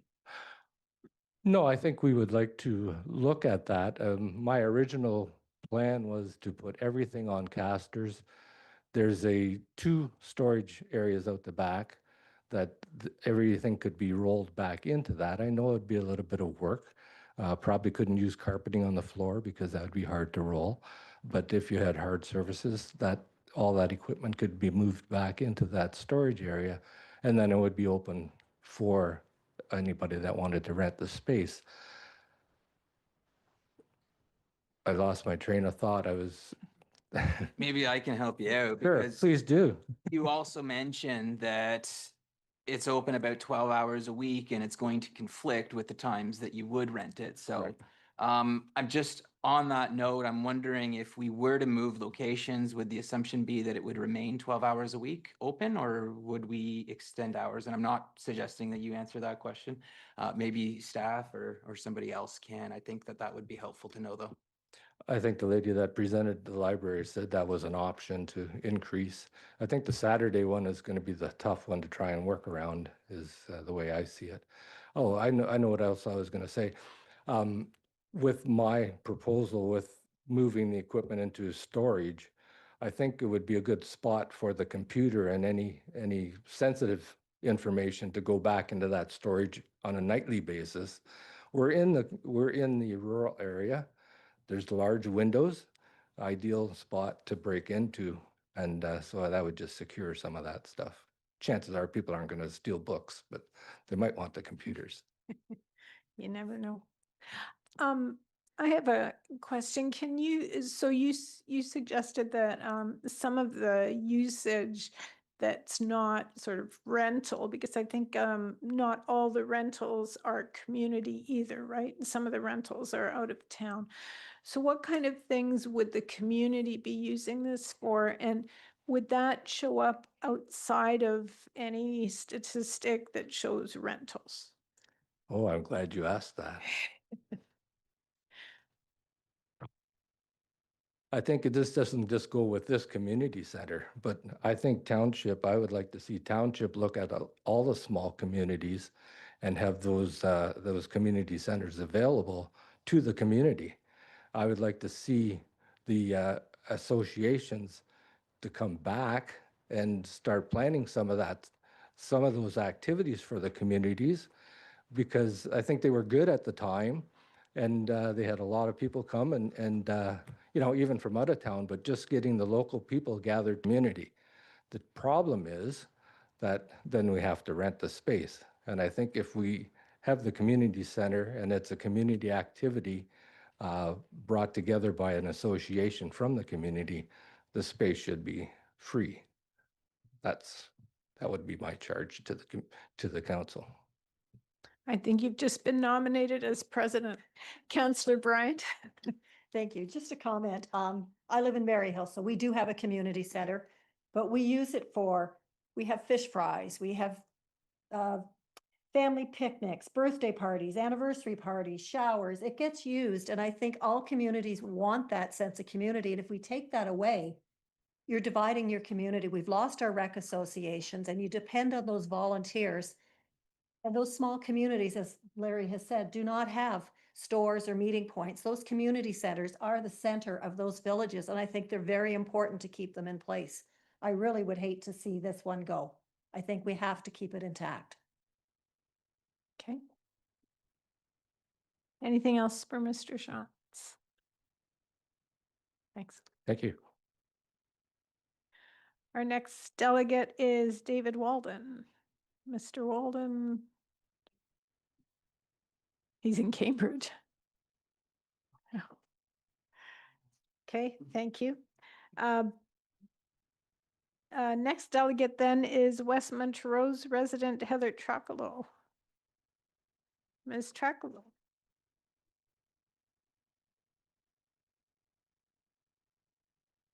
Good evening, Mayor Shantz, members of council. I'm just about 50-year resident of Woolwich Township, a longtime member of Bloomingdale United Church, and I just clarify what the current library location has to offer. It's true that the library itself is 400 square feet, but if you have ever attended one of the library programs, you will know that they are held in the adjoining church hall, which is 800 square feet. The programs are held during library open hours. In April, there were 3 daytime programs and 3 adult evening programs. Some of the programs are for the children from the school behind the church. If the library is moved, it will require these students to have to cross Sawmill Road to access the community center location. Adjoining the hall is a 50 square foot accessible washroom and a 215 square foot kitchen. The building itself is accessible. There's a wheelchair ramp, which, according to the librarian, is seldom used. She said occasionally a library patron may request to use the ramp as an alternate entrance if they are having difficulty with the 4 steps up into the library. The Observer article mentioned that the new location would have an upgrade, that being Wi-Fi and a public access computer. The present library has had both for years. The librarian said the public computer is seldom used. And this is what is included in the rent: hydro, air conditioning, maintenance, snow removal. The church's custodian cleans the library. The parking lot is paved, and as stated, the building is accessible. It's true that the water is not potable. It contains salt resulting from the road salt infiltrating the church's water system. There is a water cooler for those using the facilities. We have got several other groups that use the kitchen, and clean water is not a problem. Regarding rent, the rent paid to the church by the region in 2025 was $15,000.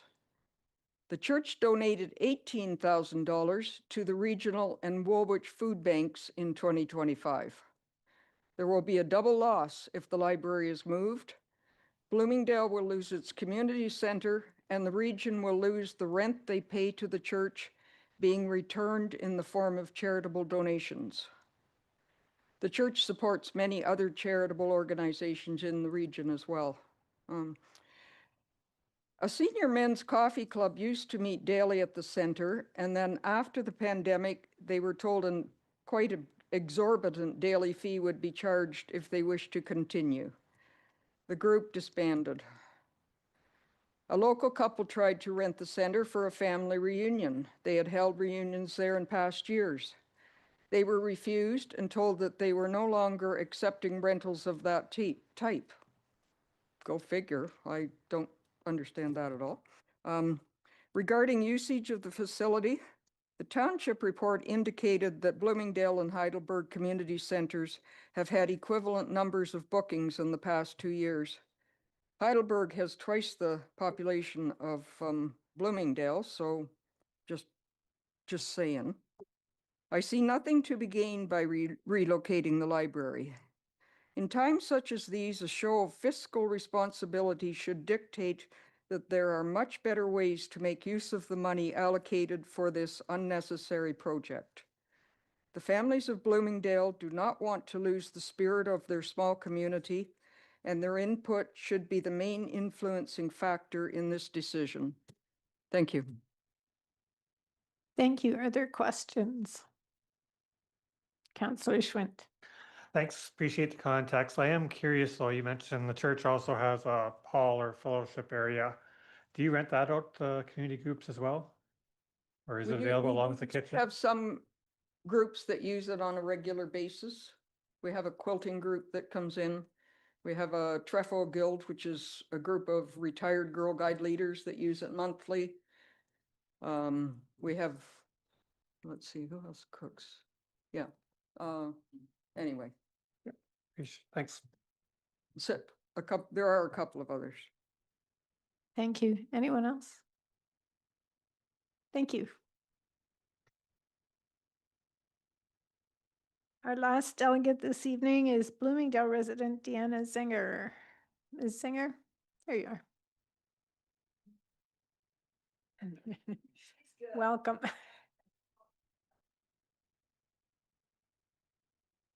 Just flip your mic on, please. But if anyone's on, Yeah, you need to they record can't it. hear you. I got you. Good evening. Julia? Is Julia here? Thank you so much for letting me come tonight. This was a very last minute thing, and that says about the dedication of your staff, that she pulled it together. I pulled it together, and here I am, and you'll be sorry for that. Anyway, you have, dear counselors, you have some documentation in your notes. And being that I'm left to 7 minutes, that I'll just get going. So I'm Deanna Zenger, former counselor, but also a Bloomingdale resident. And I'm speaking specifically to the report R032026. So I want to be really clear. I'm not opposed to library services. I love library services, but we have a different situation at hand. Before council permanently changes the use of a community-owned building, residents deserve the answers to 3 basic questions. Who pays? What evidence supports this? I'm talking data, not wishful thinking. And what exactly is protected? Exactly.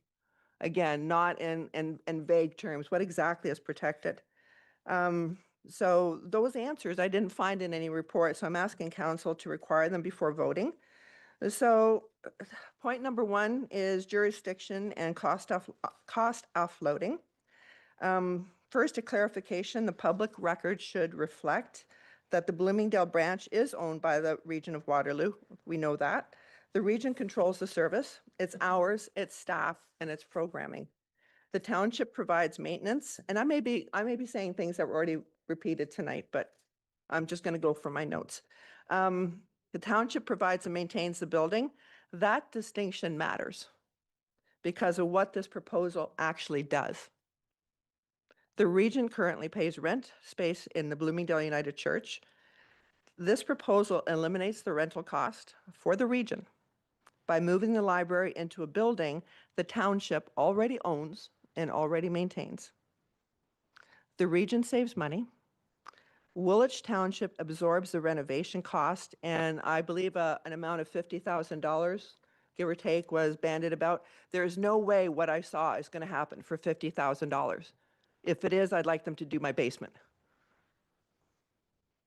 And there's no public signed agreement describing how those costs are going to be shared. And I heard a MOU was mentioned. Is the MOU part of any public record? That can be a question for later. So my question for council and for Ms. McLaren tonight is pretty straightforward. What does Woolwich Township get in return, and who exactly is going to be paying for what? So point number 2, the space program and the weak condition. So the protection of community space. The survey that was done, it's a really bad time of year to do a survey. You have a lot of residents that are physically someplace a lot warmer than Bloomingdale at that time of year. I never got a survey. I never got a phone call. I never got a letter. I didn't even know any of this was happening if it wasn't for our neighbors. So that speaks to the fact that only what Mr. Shawn said, that only 25% of the people that answered that survey, and surveys are notorious that way, but only 25% of the people actually lived in Bloomingdale participated. So that should weigh heavily in counting the survey results as a deciding factor here. So everything sounds pretty reasonable, but there's 3 problems with it. One is the word suitable. The word suitable in the report is not defined. And having come from Ottawa, which is where my office is, those types of words, suitable, need to be defined. There is no square footage, no scheduling priority, no minimum standard, and a condition with no definition cannot be enforced. So that is really important to put in any MOU going forward on this. If you don't define that, it can't be enforced. 2, the condition gives administration of community bookings to the region of Waterloo Library. The same benefit that benefits from the expanded library space. That could possibly be a direct conflict of interest. Okay, where does the rental income go? And 3, this is the most basic problem. The community center is approximately 800 square feet in total. The proposed library is 800 square feet. I couldn't actually see the option 1 or option 2 very clearly. It doesn't leave room for a community gathering place, and certainly the way it was described sounds great, but where is the room for community gathering? Are we expected to go outside in the picnic shelter? And this place was rented for birthday parties, for family gatherings. My mother-in-law's 80th birthday was held there. So this is a community space. And we miss it, and we want to have it. So this condition cannot be met mathematically. It shouldn't be voted on tonight. Council should require staff to come back with a plan that defines exactly what the community space will remain. How much is going to be community space? Not with moving tables and chairs and computer stations around. Okay, that is not realistic. But how much retains in square feet? And the township control of the bookings. Because I understand that we will not have control over those bookings any longer. And it really bothers me to hear about the coffee club and another party wanting to rent the hall, and they weren't allowed to do so. So there's deep concern over the loss of control here. Point 3 is missing evidence, usage, and demand assumption. There is an evidence gap here. We now had, thank you very much for the usage statistics. Some of the numbers kind of didn't jive with me. With 37 cards from Bloomingdale, we had 1,852 persons in visit. I will speak faster. Region tracks this data. We need to have that included in reports. I'm a data person. We need more data in all this before we start making conditions. The township staff described the community center as underutilized. Is that the justification for filling with the library space? The same logic applies to the library, but now we know that there's this wonderful hall that does a lot of things that we shouldn't lose. We can't use Breslau as an example because that was a different situation, a different time, and different usage. So I'm going to get cut off here. So tonight I'm going to ask council for 3 things. Defer. Please defer until the facility agreement is made public. One that specify who pays for the renovation, who bears the ongoing costs, where the space is going to be used, and a bit more legal jargon in it as to definition of some loose terms. 2, strengthen the community space condition. Define the square footage that will. I go on for 30 seconds, thanks. Give the township control of the community bookings, that's important, and include a termination right if community access is lost. And the last one is require the Region of Waterloo Library. I'd like to see a projection for the expanded space before any final vote is taken. What are their usage numbers? What are they projecting? What are the costs actually going to be? That's data that can be extrapolated. So the community, I don't feel, I'm not asking you to feel no to the proposal. We're just asking to get more information before a decision is made. So I'm personally asking you to defer this. Thank you. Okay, thank you. Are there questions? You guys want to go home, don't you? Thank you. Oh, it'll be a while. Thank you. Thank you. Is there anyone else in the gallery that wants to speak to this? Marcia, Ms. Shantz. We need a motion, though, to hear unregistered delegations for 5 minutes. Councillor Bryant, Councillor Schwint, all those in favor. Go ahead. Hi, I'm Marcia Shantz and I live in Bloomingdale. I hope to be under a minute. The question I have is, how were the surveys distributed to the community? And I guess I can't ask you a question. I learned about the survey on Facebook. I follow Engage Waterloo as a follower. If I don't have Facebook, if I'm not a follower of Engage Waterloo, how would I have been informed about the survey? Okay, thanks. We'll get council to ask that question as we go through the next part. Anyone else? Okay. Thank you very much. This has been really helpful to hear from you, so don't go away. We're gonna talk about it. So there is a recommendation in the report, council. What do you want to do with that, Councillor Bryant? I would like to go on to option number 2 if we can avoid the recommendation, because I've got a couple of comments. One, I'd like to follow up on Marcia's comment, is how do people find out about this if they don't follow Facebook or social media?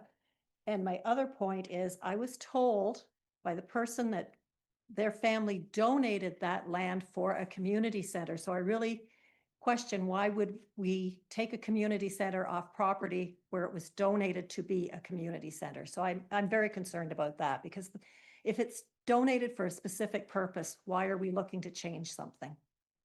Just my comment, but I would like the answer to the Engage Waterloo. Thank you. Ms. Stone. Yes, through you, Mayor, to Councillor Bryant. So the survey was promoted through social media. They were distributed to our community centers. They were put in the library branches. The email was distributed through the library and also through our database to anyone that we had. We also included it within our newsletter. I'll look to the region if there was anything further to add on how it was. And just whilst coming to, I can comment, I don't have the background on the land or what purposes it may have been donated under. The only comment I would make is if it was for community use, perhaps it would still be in alignment, but that would be something we'd have to look into, is the history of that. Ms. McLaren. Through you, the chair. Through the library, the survey was promoted through a targeted email to Woolwich Township library users. It was promoted on our social media pages, our library website. There was an ad placed in the Woolwich Observer, and it was also promoted in branches. Thank you. So were you making a motion or do you Yeah, want to? I would make a motion that we use option number 2, and that's the status quo, and I would like a recorded vote when it comes to that, please. You're seconding it, Councillor Burgess. Okay, is there further discussion, Councillor Grant and Councillor? Thank you. I am not comfortable at this point to make a decision on option 2, 1, or 3. I would prefer to defer and get more information from staff as well as the region. I'd like us to look into the history of the designated land use, as well as what that space, that shared space would look like. I think residents have said that they don't feel that we've provided enough information or missed the opportunity to have a chance to voice their opinion. I think by deferring, we have more opportunity to engage with residents as well as do some more fact finding that may give us a better standing when we make a decision. So motion to defer comes ahead of a motion. So are you making a motion to I will defer? make a motion to defer. Is there a second by Councillor Schwent? So we are now discussing the motion to defer. Councillor Schwent. So yeah, I'm in favor of deferring this for more conversation in the community. There's some assets in place in the community. There's a church, there's a community center, there's a park. All have different owners, and there's different service providers doing activities out of them. I look at all those groups, and they're all supposed to serve the community. They're not supposed to be trying to make a dollar. They're providing services to the community for the community good. At the same time, I know we've got this community center that's been there forever. It is underutilized, and as a township, as a society, we change, and we've got to make better use, more efficient use of our assets. So I'd like to challenge the community, the township, that's us, and the church and the library to sit and come together over the next few weeks or couple months, figure out how to best use the assets that are in place to the maximum benefit of the community. I'm afraid that right now, all 3 or 4 sides have gone into it trying to protect their interests and their facilities, and not how do we maximize the use for the community. It'd be nice to do status quo, but I know I'm on a couple boards that there aren't people anymore to do the work or maintain the interest in it, as good as the cause may be. Is that the case here? I don't know. I hope not.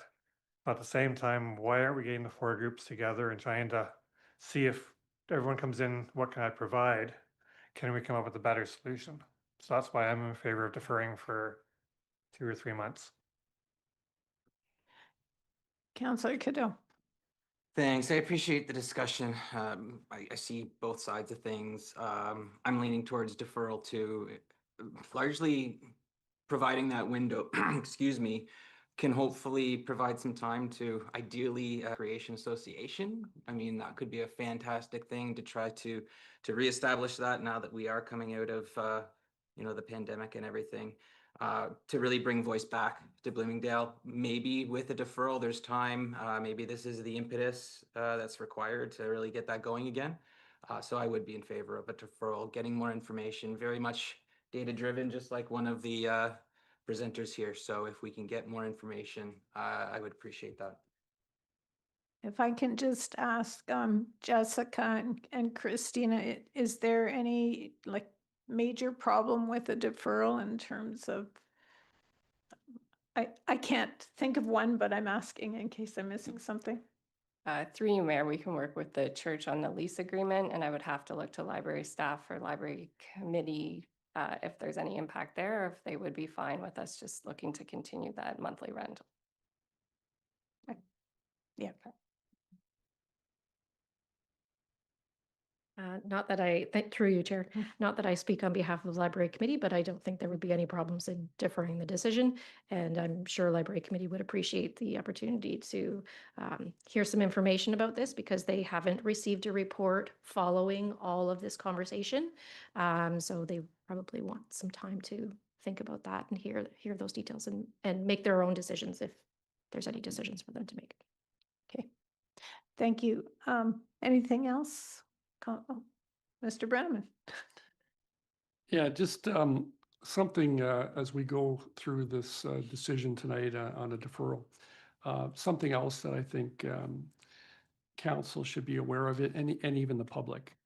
And that is the fact that certainly what I've seen in my time here and more in the more recent past, I think that this council, many of you knew, and the public needs to be aware of is, the fact is in the last term of council, we've seen an evolution with respect to our discussions with the region regarding providing library service in the township of Woolwich. What do I mean by that?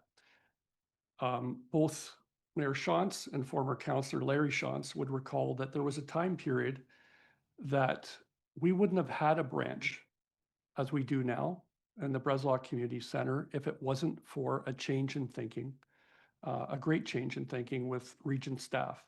There was a thinking at the time that the region staff had that the only way that Breslau would get a library branch was to build a 5,000 square foot facility. But I know through discussions Mayor Shantz and former Councillor Larry Shantz and staff had with the region, we eventually evolved into a point of being able to put, I think, for right now, a very decent branch within the Breslau Community Center. It was, I believe, almost 4 years ago that there was active discussions with respect to the region looking to close down the Bloomingdale Library branch. It was kept open at the time through discussions Mayor Shantz, former Councillor Shantz, and staff had with regional staff. And I think what's missing tonight, I appreciate all the passion, and it's good passion. People need to speak up for what they'd like to see for their community, et cetera. At the same time, though, I think what's being lost is some of this history on the fact that in this two-tier system of ours, in this system where we provide the facilities and the region provides the operations, we have to find ways to collaborate and partner and look at opportunities. And that is in the spirit, I hope everyone understands that this has all been looked at. At the end of the day, obviously, council is the decision makers. If they don't see fit to go through with, after further dialogue and discussion with the community, if an acceptable alternative cannot be found, obviously that's a decision and representative of the community input and the discussion and debate that happens. But I wanted to provide the context because I've been here for a while. I've been part of those discussions with you, Madam Mayor, former Councillor Shantz. And I think, sometimes this evening, there's been a viewpoint that the region's looking to do something like take over. But what I've seen from a staff level is regional staff that was willing to not force down a cookie cutter approach to a 5,000 square foot library in Breslau to a branch that exists now, to the fact that was willing, even though the cost and the stats didn't show it 4 years ago, willing to keep it open, to allow the Breslau branch to open, to allow the situation to evolve. And that I think really what's happening tonight is just an acknowledgement that the community is very passionate about the space, hence the reason for the request for the deferral. But at the same time, the region has been very open-minded in terms of trying to explore whether there's an opportunity to provide both services still within the broader community. So just wanted to have that context because I don't think that's come out in any discussions or report, and I have some of that history. Thank you for that. And yes, you're very right. We've had quite a long journey on libraries between Breslau and Bloomingdale, and it's been tough at times, but we're getting there.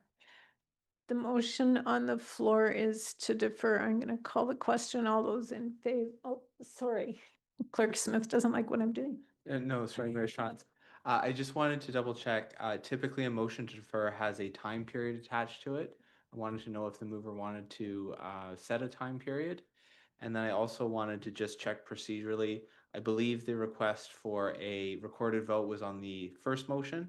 So unless I'm told otherwise, it will not be a recorded vote for this motion. Thank you. I think Councillor Grace. 3 months at the very least would give us some time to engage with the different community stakeholders as well as do some further investigation. So we have 2 meetings on our calendar in August. I'll turn to staff, maybe which one would be best. Through Mayor Shantz, I was thinking, yeah, August would be better, probably August 11th or 25th. I'm just looking at the Director of Recreation. Why don't we say the 25th, and then if it comes back sooner, we can exceed your target. Perfect. It's okay. Councillor, No, it's okay. Okay, are we ready to call the question? Everybody? Okay, all those in favor? And that's carried. Thank you. So this item will be deferred until August. And in that time, you can look for President Shantz back there to convene. I'm sorry, I shouldn't do that to him. He did give me a thumbs up, though. We will look to engage with the community, with the library, with our staff, and see if there's an outcome that can be good for everyone. Okay.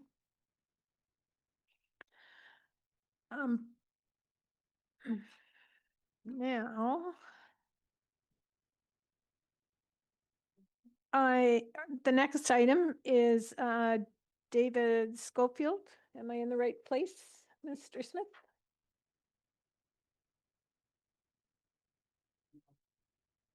Yes. Okay, thank you. We'll just wait for a minute here.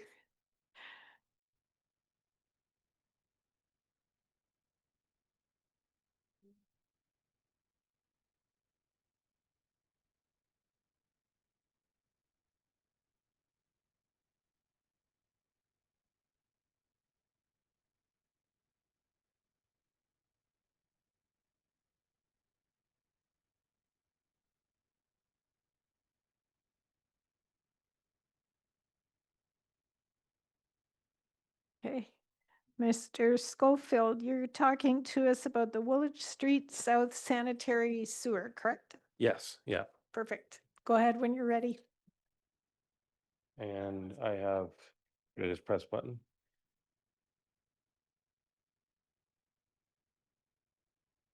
There it is.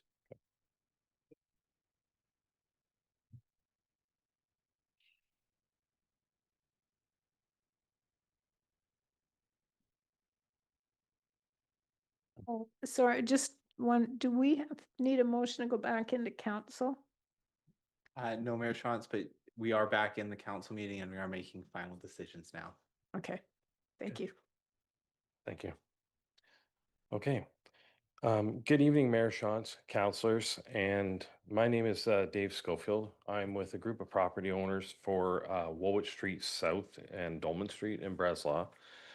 And I'm not going to get into a lot of technical details tonight, but I just wanted to give an overview of the events that show why we have some concerns and the reasons that we're here. We are the owners of the existing properties on Woolwich Street South and Dolman Street in Breslau that have been assessed with a service levy for the sanitary sewer that was installed in 2016. We've looked back at the events which have led to the way in which this levy has been calculated and found that not all of the users of this sewer were included, and the council has been given incorrect information. So back to the beginning. In 2014, Empire's Riverland required a looped water main system for proper servicing of their subdivision. To create this loop, a water main service would be run down Dolman Street to Woolwich Street, down the hill of Woolwich Street to the bridge at the pond, at which point it would connect to the Thomas Field system. At this point, too, Township, pardon me, Township adds a sanitary sewer project so as not to have to dig up the entire street a second time in the near future. Sorry.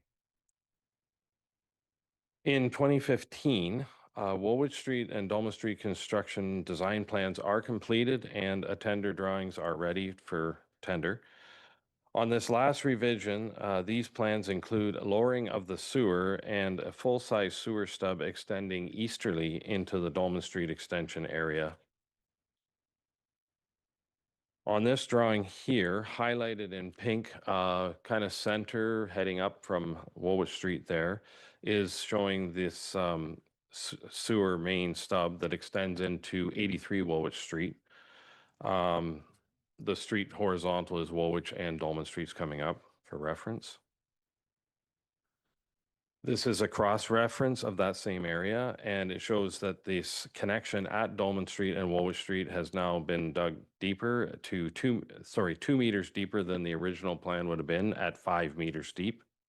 This extra depth adds cost to that section of the sewer, as well as added cost to the affected laterals to the properties in that area of the sewer. In 2016, the Woolwich and Dolman Street construction project was completed as per the construction plans from 2015. In 2021, the Mad West Subdivision Functional Services Report version 3 is issued. This servicing report includes sewers for 471 units in stages 5 through 7. Outlined on this map, outlined in red on this map and the north end of this plan is the location of the 471 units, which that location backs onto the railroad tracks basically.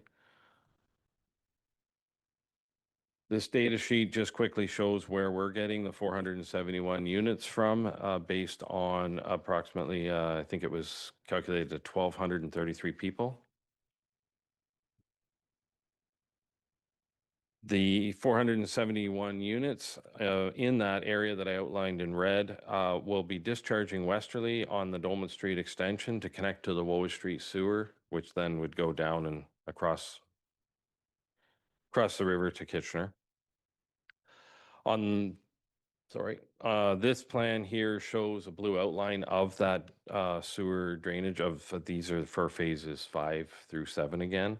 And if you look in the bottom corner, you can see where that would come through this Dolman Street extension through 83 Woolwich Street, which is connecting to the Woolwich Street sewer.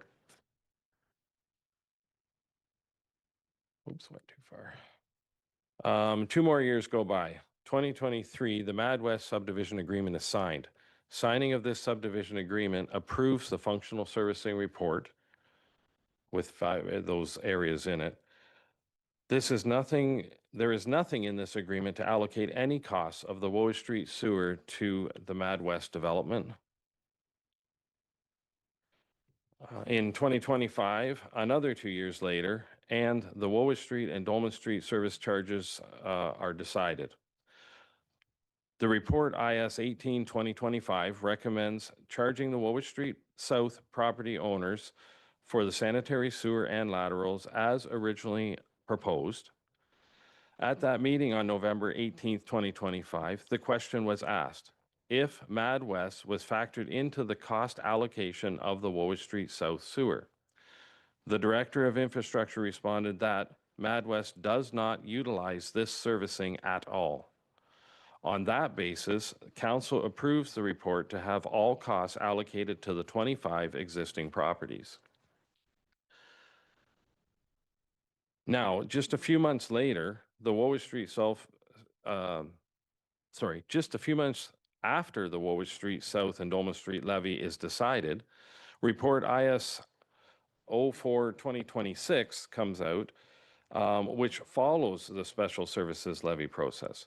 Report IS 04-2026, deals with the sewer extension on Woolwich Street South, too near Meadow Street to Ottawa Street. This will connect MadWest development currently under construction to the existing Riverland sewer. MadWest is to pay for the cost of the sewer main. The report recommends that the fronting property owners only pay for the service laterals when they connect. This is in line with the township's special services levy. What are the Woolwich Street South and Dolma Street property owners' concerns? The foregoing information shows that the township was aware of the MadWest development and had plenty of time was there to have those costs factored into the project. This is forcing 25 property owners to finance a major developer.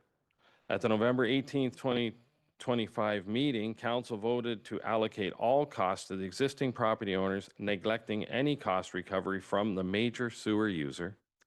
The property owners feel that the levy is unfair as it charges them for a sewer while the major user contributes nothing at all, contrary to the township special levy process.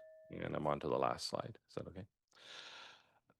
As proven in the April 2026, just 5 months later after the Woolwich Street, Dolma Street levy was decided.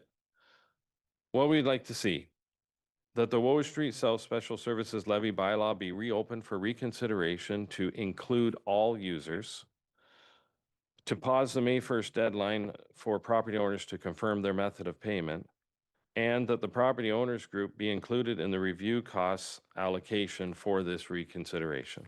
Thank you. Thank you. Are there questions for the delegate? No, I'm not seeing any at this time. So Thank you. thank you. Thank you. I just want to check with the next delegate, Shawn Zimmer. Are you speaking to this item or are you speaking to the Breslau drain? I just want to make sure. Is Mr. Zimmer here? He's online. Okay. Mr. Zimmer?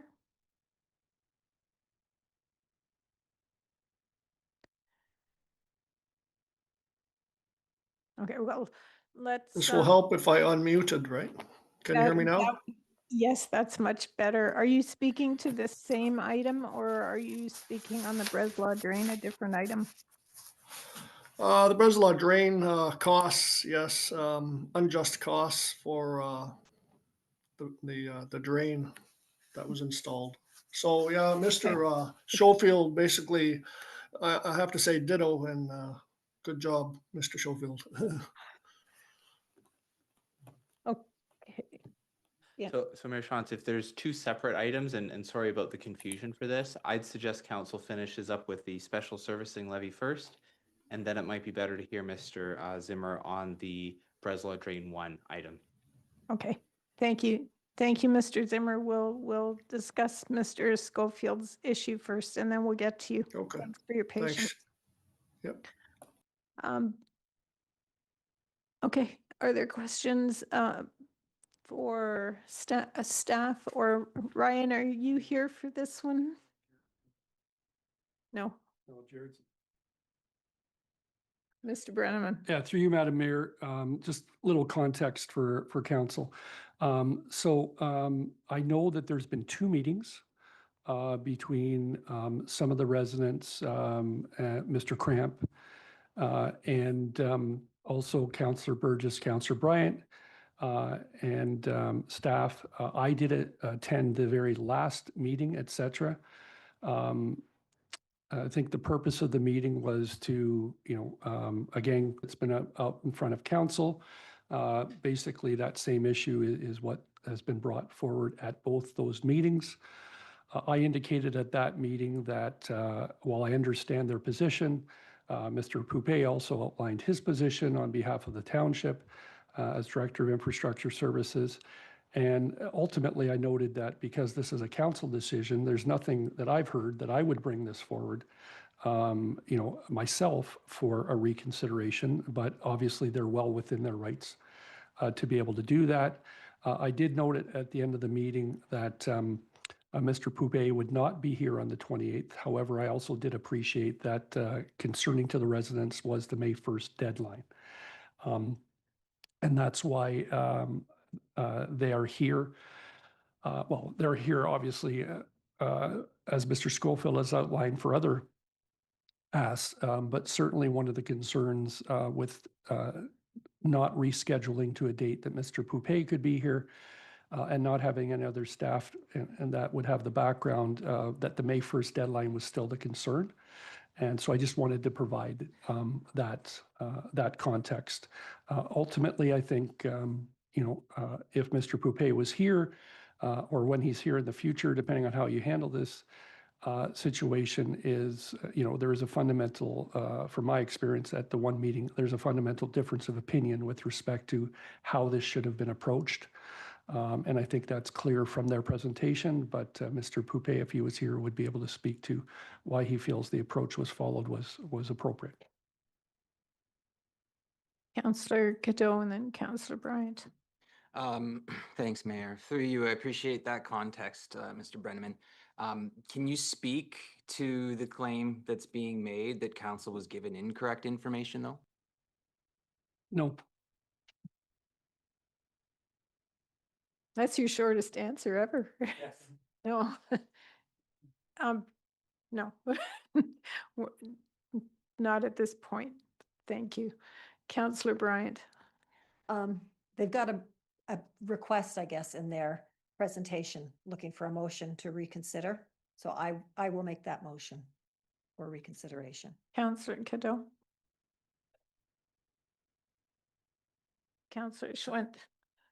So I guess I'm trying to clarify, the residents claim that section in blue didn't pay any DC charges towards the sewer at the time because it was unknown. I think that there's a difference of I could be wrong, but I think there's a difference of understanding of the DCs because and here's where I think we need to wait for Mr. Poupet to be here. The Mad West did pay DCs, and the DCs were to cover the sewage, the sewer lines. Is that correct? To be honest, I don't have enough information that Jared's not here. But I would say that council should have a discussion around whether it's a reconsideration or whether the best decision. I mean, if I was recommending anything tonight, it would be to just deal with the deferral of the May 1st deadline and that we come back an appropriate meeting where the delegates could represent. Mr. Poupet could be here and council could, I guess for the most part, act as an adjudicator in terms of whether they wish to reconsider their previous decision. Councillor Cadeau. Thanks. I honestly thought that's what I was seconding. So a bit of egg on my face. If I can make the motion of deferral, I'd be happy to do that. Okay. Councillor Grant. I would also like to defer, but with the caveat that we delay the May 1st deadline of where we're asking residents to make a decision. So if that could be included with that. Yes. Do we have a date for deferral? Do we know when Director Poupet is returning and able to speak to the matter? Who can answer that? He would be back for the meeting of May the 12th, but it might make more sense to get prepared for the meeting of May the 26th, I would recommend. It's up to council though. So deferral of this item to May 26th. I would also, maybe we should clarify when residents would have to know if we're doing May 26th, perhaps July 1st for a payment decision. I think that's reasonable. Yes. Councillor Schwint. So since we're deferring till May 26th to get the director's position and background information, I think it'd be appropriate for council and the residents to receive that staff report 7 days ahead of time so that we can have an informed conversation from both sides and get this dealt with 8 or 10 years after the fact, not 12 years after. Finally put it to bed.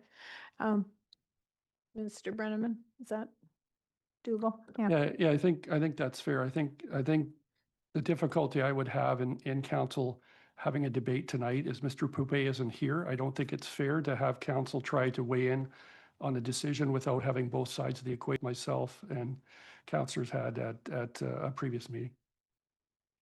Okay, Councillor Grant. Just when we get that report, if we could have the previous 2 reports included with that, just I think it would help us to refresh For our memory. Complete, yeah. Okay. And for the residents, Mr. Lynn. No. For-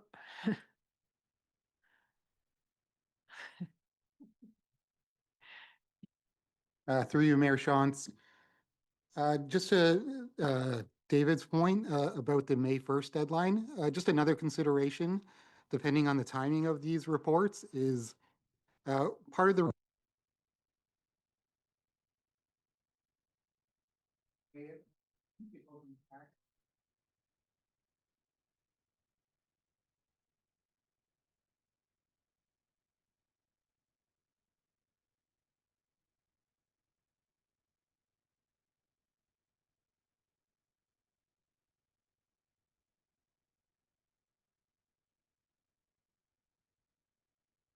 Thank you for that, Councillor Schwind.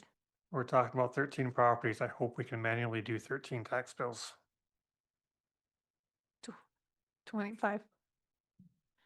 Point taken. Okay. Anything else? Okay, I call a question. This is deferral to May 26th with deferral of decision on payment to July 1st. All those in favor, and that's carried. So you have until July 1st to decide how the payment's made, but before that happens, we're going to have another meeting on May 26th that Mr. Poupée can attend, and then we can deal with all the facts. So, thank you. Yes. It would be similar to this one, maybe not quite as convoluted as this one's been, but but maybe. Okay. Thank you. Okay.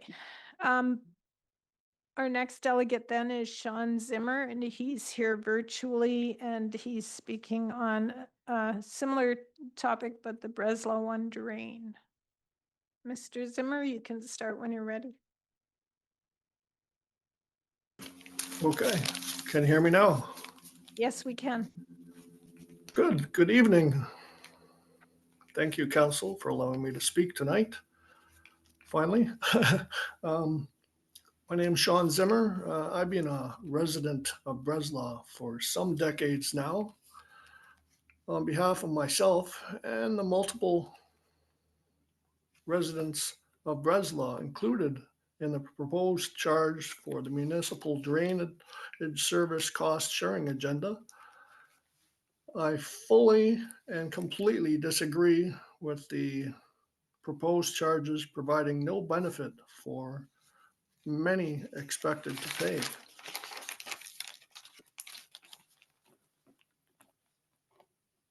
I'll start my video now. There, better? Better.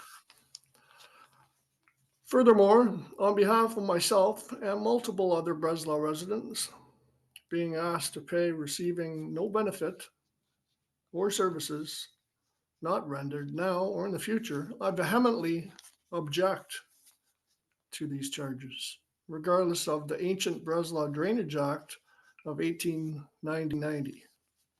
The cost sharing agenda is out exchange, meaning there's no product for many who receive requests to be charged. I believe this is out exchange and unjust. This needs to be addressed properly. I strongly believe there is a more just solution. Thank you all for hearing me. That is all for now. Thank you. Are there questions?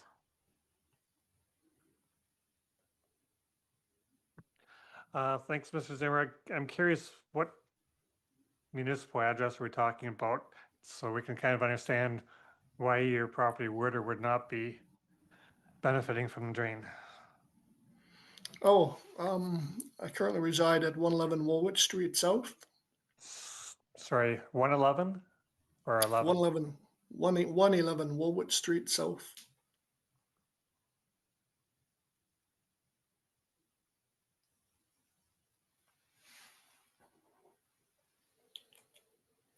Anyone else? Does staff have a map for us, or is that something best discussed at a later council meeting?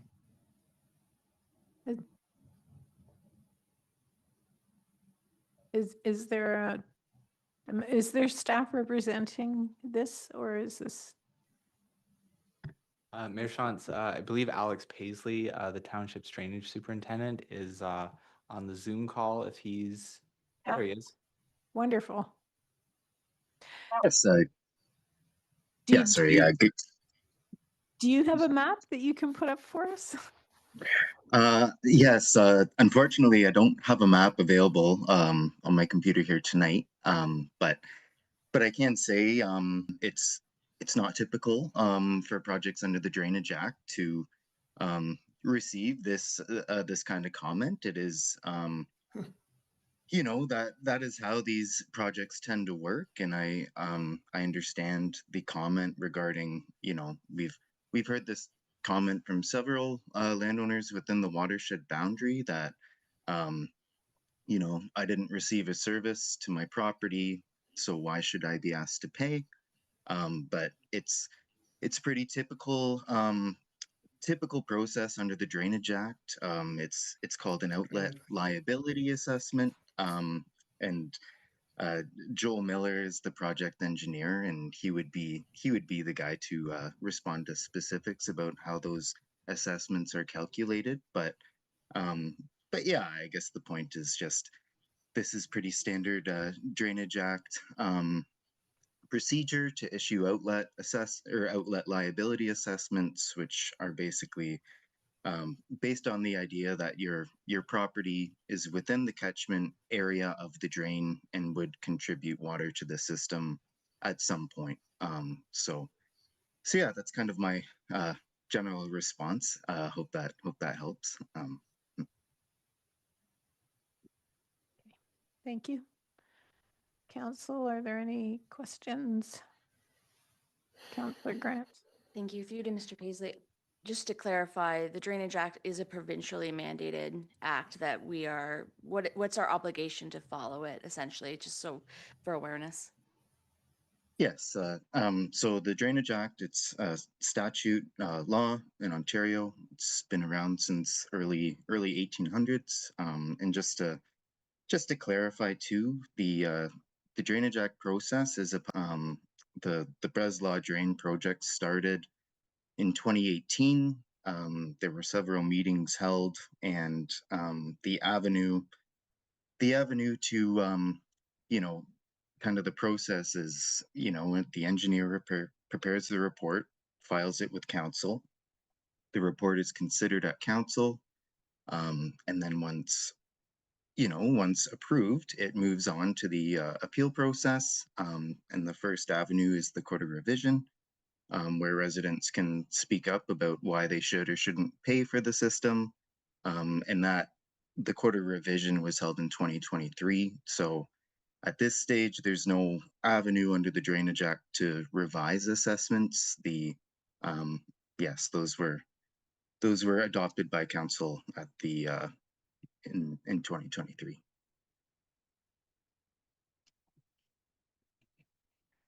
Okay.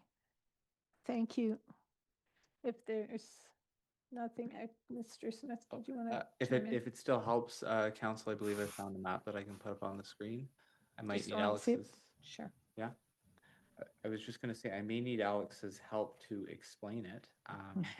But Alex, I believe I found a map of the municipal drain here. Shown in the light blue is the sort of catchment area, and then I believe the darker blue is the actual path of the drain. And 111 Woolwich Street is, if you can see my mouse, I'm sorry, it's probably very small, but it's sort of on the northern part of the drain. Does that all make sense, Alex? Yes, no, absolutely. You got it.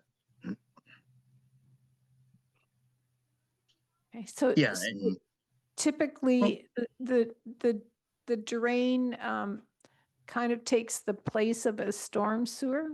Do I and have I oversimplified? yeah, no, that's definitely correct. The Drainage Act exists for smaller municipalities in Ontario that don't have a something like a stormwater utility set up. So yes, the Drainage Act exists so that people in these smaller communities can petition for drainage works and receive that that municipal stormwater servicing to their properties. If that helps clarify. Thank you. Councillor Bryant. Just a comment, Mary Hill went through this about 4 years ago. Basically, the subdivision didn't feel they really, same type of thing, benefited from it, but because their land flowed in a certain direction, they were considered in the catchment area. So everybody in the development, I believe there was 38 homes, paid for it. So it's not something you can opt out of. It's something that's there.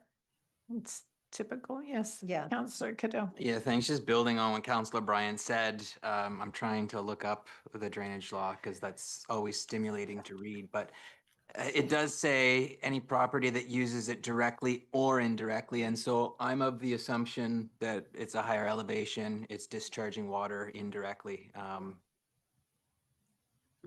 Yeah. Okay. Okay, thank you. Thank you for coming to us, Mr. Zimmer. And is there a other avenue for him?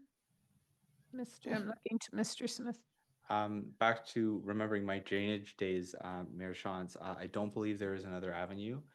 We did go through the process. We went through the quarter revision, which would be where an individual property owner could say that they think they're assessed for too little or too much. And then just looking at your agendas this evening, there is a recommendation from Committee of the Whole to bring forward a bylaw, I believe, on this topic. And then I believe there's also a bylaw 21-2026 on your agenda is to levy the cost of the drain. So if you approve the recommendation from Committee of the Whole and pass that bylaw, that will be final. And then the cost will be owing. Okay, so we will get to that part of the agenda a little bit later along, Mr. Zimmer. Thank you.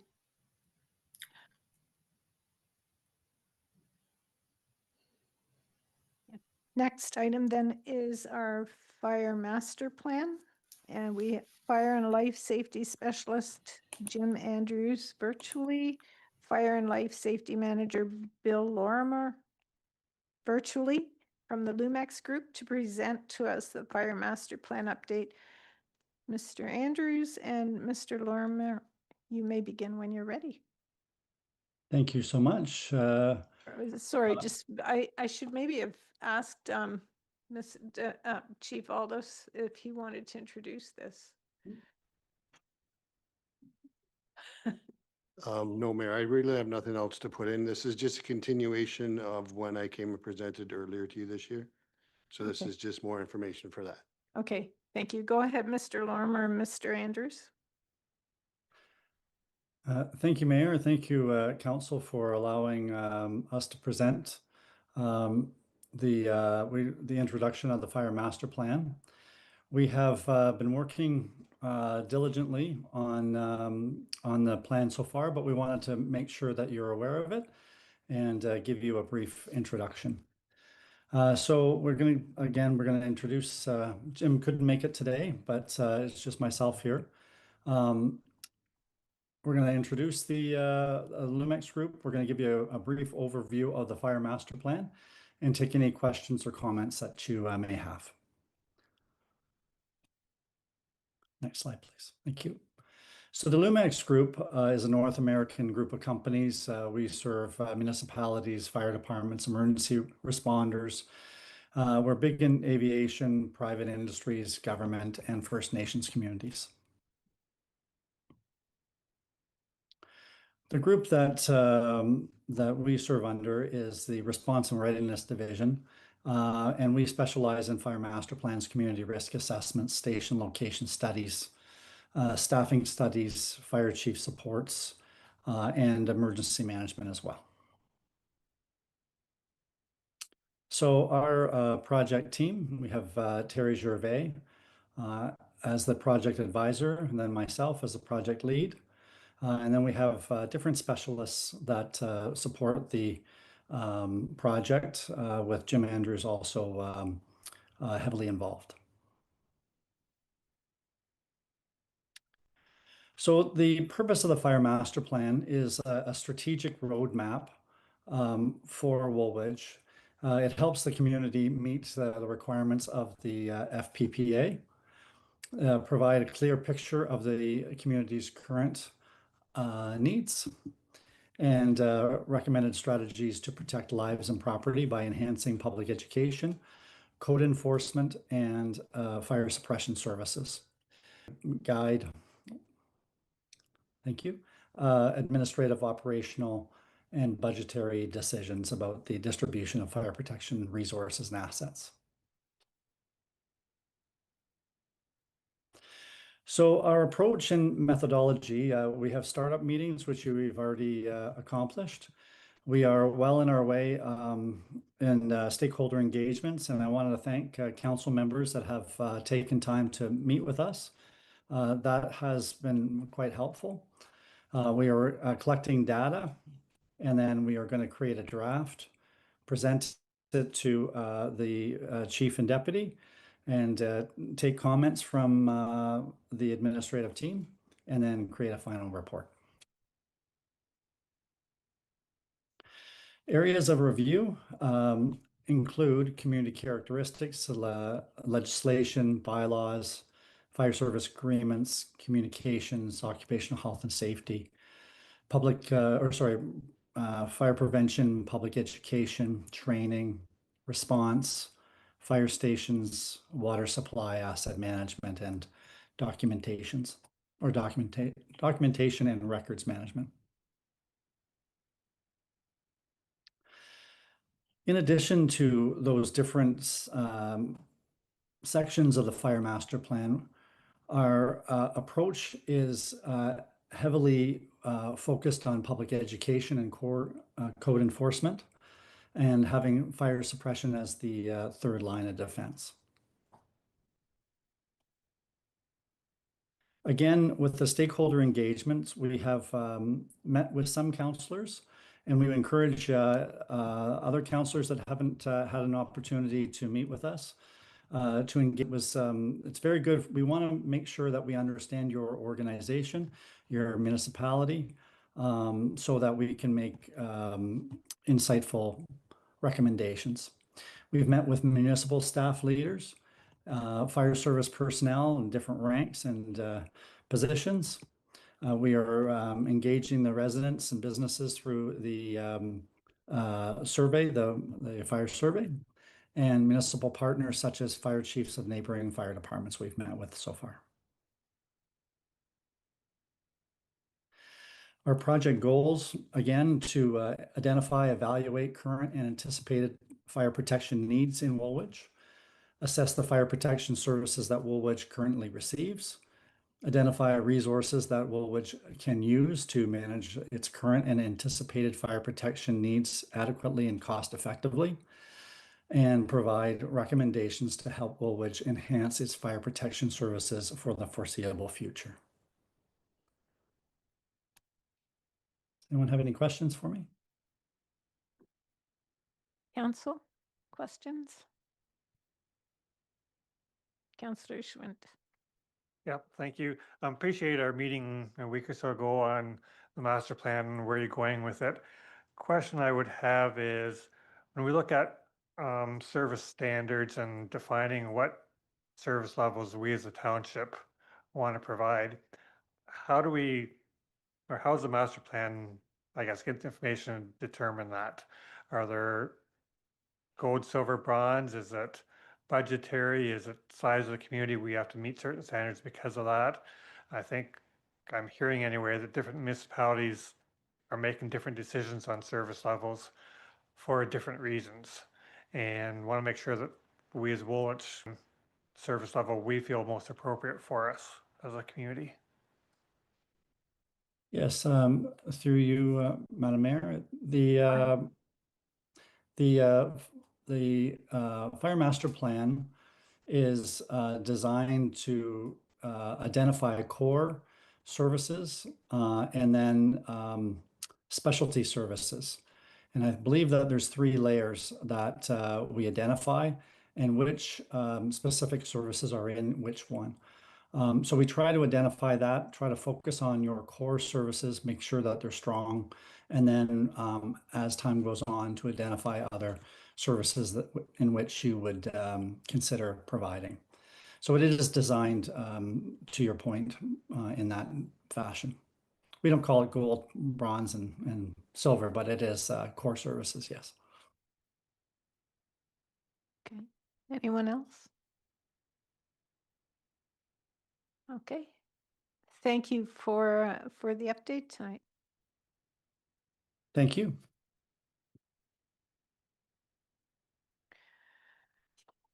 Okay, we have 8 consent items. Councillor Schwint, I think you wanted to remove one. Yes, we can remove the paving tender, please. Just a couple questions on that. Okay. Anyone else? Okay, let's talk about your questions there and then maybe we can pass them all together. Okay, just wondering from staff, the tenders for paving seems to be fairly competitive right now and we're getting better quotes.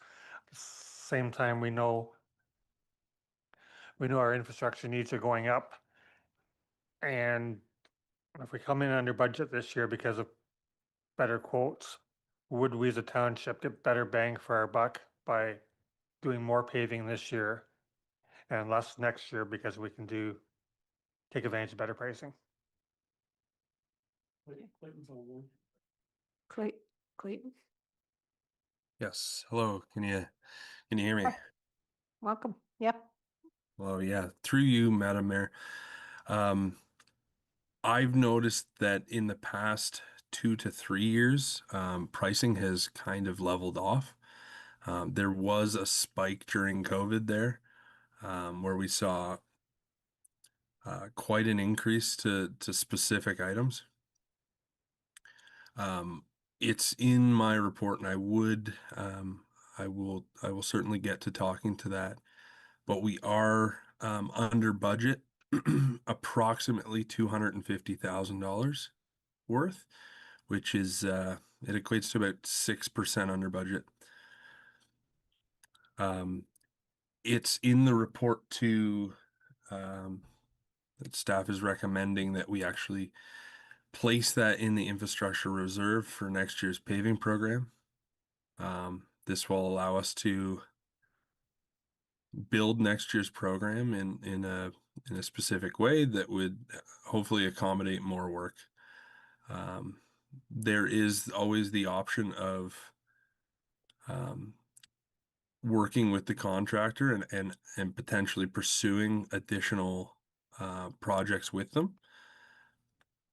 I think one of the challenges that we may see this year with a project of this size and capacity, our contract has 90 working days, and technically speaking, if they were to use all 90 of those working days up, it could put us into October. Paving anytime after October typically isn't favorable due to the weather, so there's that to consider as well. But we could certainly consider additional work if that's something that's coming down the chain of command. Thank you. Thank you. Councillor Schwinn. Had staff consider that before now, or Have you looked at specific projects that this could be applied to still in 2026? Yeah, through you, Mayor Shantz. We have, there are a few. Unfortunately, I think the ones that were on our radar for next year were pushing that $200,000 to $300,000 range. And if we come into some unforeseen costs with the existing program, then we risk going over budget entirely. We do have a couple small repair and more so similar to a maintenance paving intervention. We have a few spots in town that we've been considering asking the contractor to consider. But it certainly would not eat up the full 250,000 of potential surplus. It would be more in the $50,000 to $100,000 range. I don't want to push this too far. I just was curious if staff had considered it, Mhm. and I'm comfortable going ahead. Okay, Okay. thank you. Thank you. Mr. Brenneman. Yeah, so I can just confirm that at senior management, Councillor Schwinn, I did ask the same question that you just asked of Mr. Poupet. Mr. Poupet at that time, had indicated similar and has indicated today, one, based on a review of even next year's program, and also for that matter, I think, a review of this, what's manageable, et cetera. They did consider all of the necessary factors, because that's the first question that I think we wanted to ask at senior management was, with that size of surplus, whether there was any opportunities. And I think Clayton's done a good job of answering that. Mr. Poupet also, though, had added that when staff also evaluated the now needs, and the program for this year, this seemed like a manageable program. Certainly the money will be put back in the reserve fund, and prioritization can be evaluated for next year as well as capital program. Thank you. Can I have a motion for the consent agenda? Councillor Grant, Councillor Cadeau, all those in favor? That's carried. Thank you. There is no unfinished business. The next item is tender award for contract 2026-10 water service valve replacements on Arthur Street, Elmira. Mr. Tucker. That's me. Good evening, Mayor Shantz and Woolwich Council members. Staff are looking for authorization to proceed with the water valve service replacements along Arthur Street ahead of the planned reconstruction works. The project has come in slightly over budget, but that's just based on some additional staff time that was identified. The project is planned to be executed with Woolwich staff, so no external consultants. So we are inspecting the project and administering the project as well. So staff are that the contract be awarded to Ersman Construction Incorporated at a total cost of $244,208.74 after HST rebate. Staff are also requesting an additional $9,208.74 to be allocated from the Water Reserve Fund to address the funding shortfall, which is staff time. And then there's also a recommendation to allocate up to $10,000 to fund exploratory work as part of this valve replacement. We are going to have the contractor on site with a hydrovac. We thought this was a good opportunity to explore kind of how the street trees used to be installed on Arthur Street, and then that might give us an opportunity to pivot to give the new trees better survivability. So with that, I'll take any questions that council may have. Questions?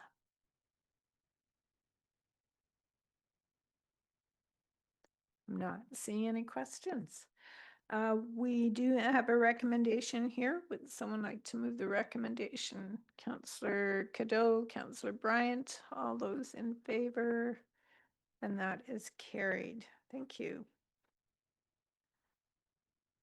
That was the easiest one so far tonight. It's going to be a hard one, so. The next one, IS 11-2026, is tree planting update for Arthur Street and budget increase request. Yes. I have a presentation, and would you like to throw it up?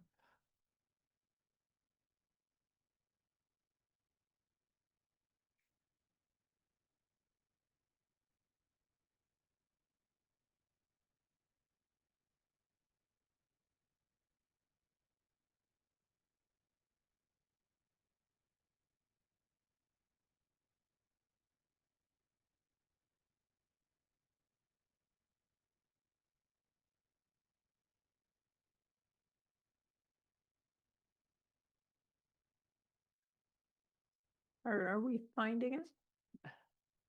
Okay.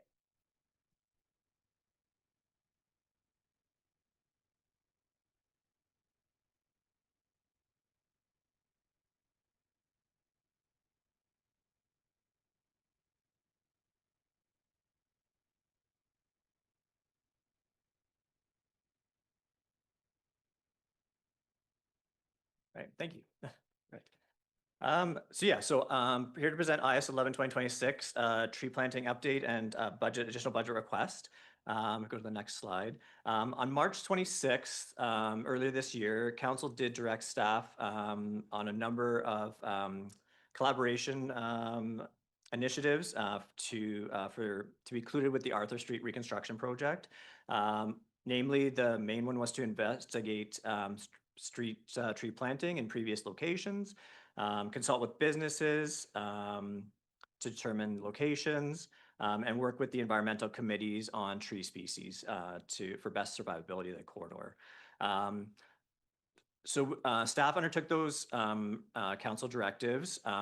Our economic development officer met with a bunch of the businesses in the area and reached out through email, phone, knocking on doors. So we got a good survey of where trees were recommended or where businesses didn't want them. Then we had our environmental committees, Tweak, Trees for Woolwich, WEAC, I believe it is. They prepared a great memo, which is included with the report, so thank you for that. They did recommend 4 species of trees, so you can see them up here. We have a honey locust, Kentucky coffee, a hackberry, and a Princeton hybrid elm.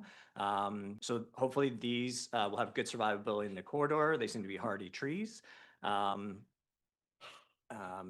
Each tree is proposed to include a tree guard and a tree grate. You'll see that in the renderings moving forward a little bit. They're not perfect, but just gives you kind of idea of what each installation will include. The idea, like previously, the trees were installed like basically in the sidewalk, maybe in like a 2-foot square hole or round hole actually. By putting the tree grates, it gives us a 4-foot by 3-foot pit with the tree in. So hopefully that'll give it more soil volume. Understanding soil cells were recommended about 30 cubic meters. We're getting maybe 1, just over 1 in these pits. So if you want to move to the next slide. So this is the costing. Oh, I should have. I don't know if I can read this or not. We did have our original budgets. So for the sidewalk and street lighting, oh, perfect. Thank you so much. We did have an additional request of $500,000. Based off the cost estimate provided by the region, we have requested an initial $250,000 from the infrastructure reserve to support the project. So that's street light removal and sidewalk replacement and tree installation as well. There's an additional $10,000 that was already approved through the exploration work. So that's why that's $260,000 additional for infrastructure reserve.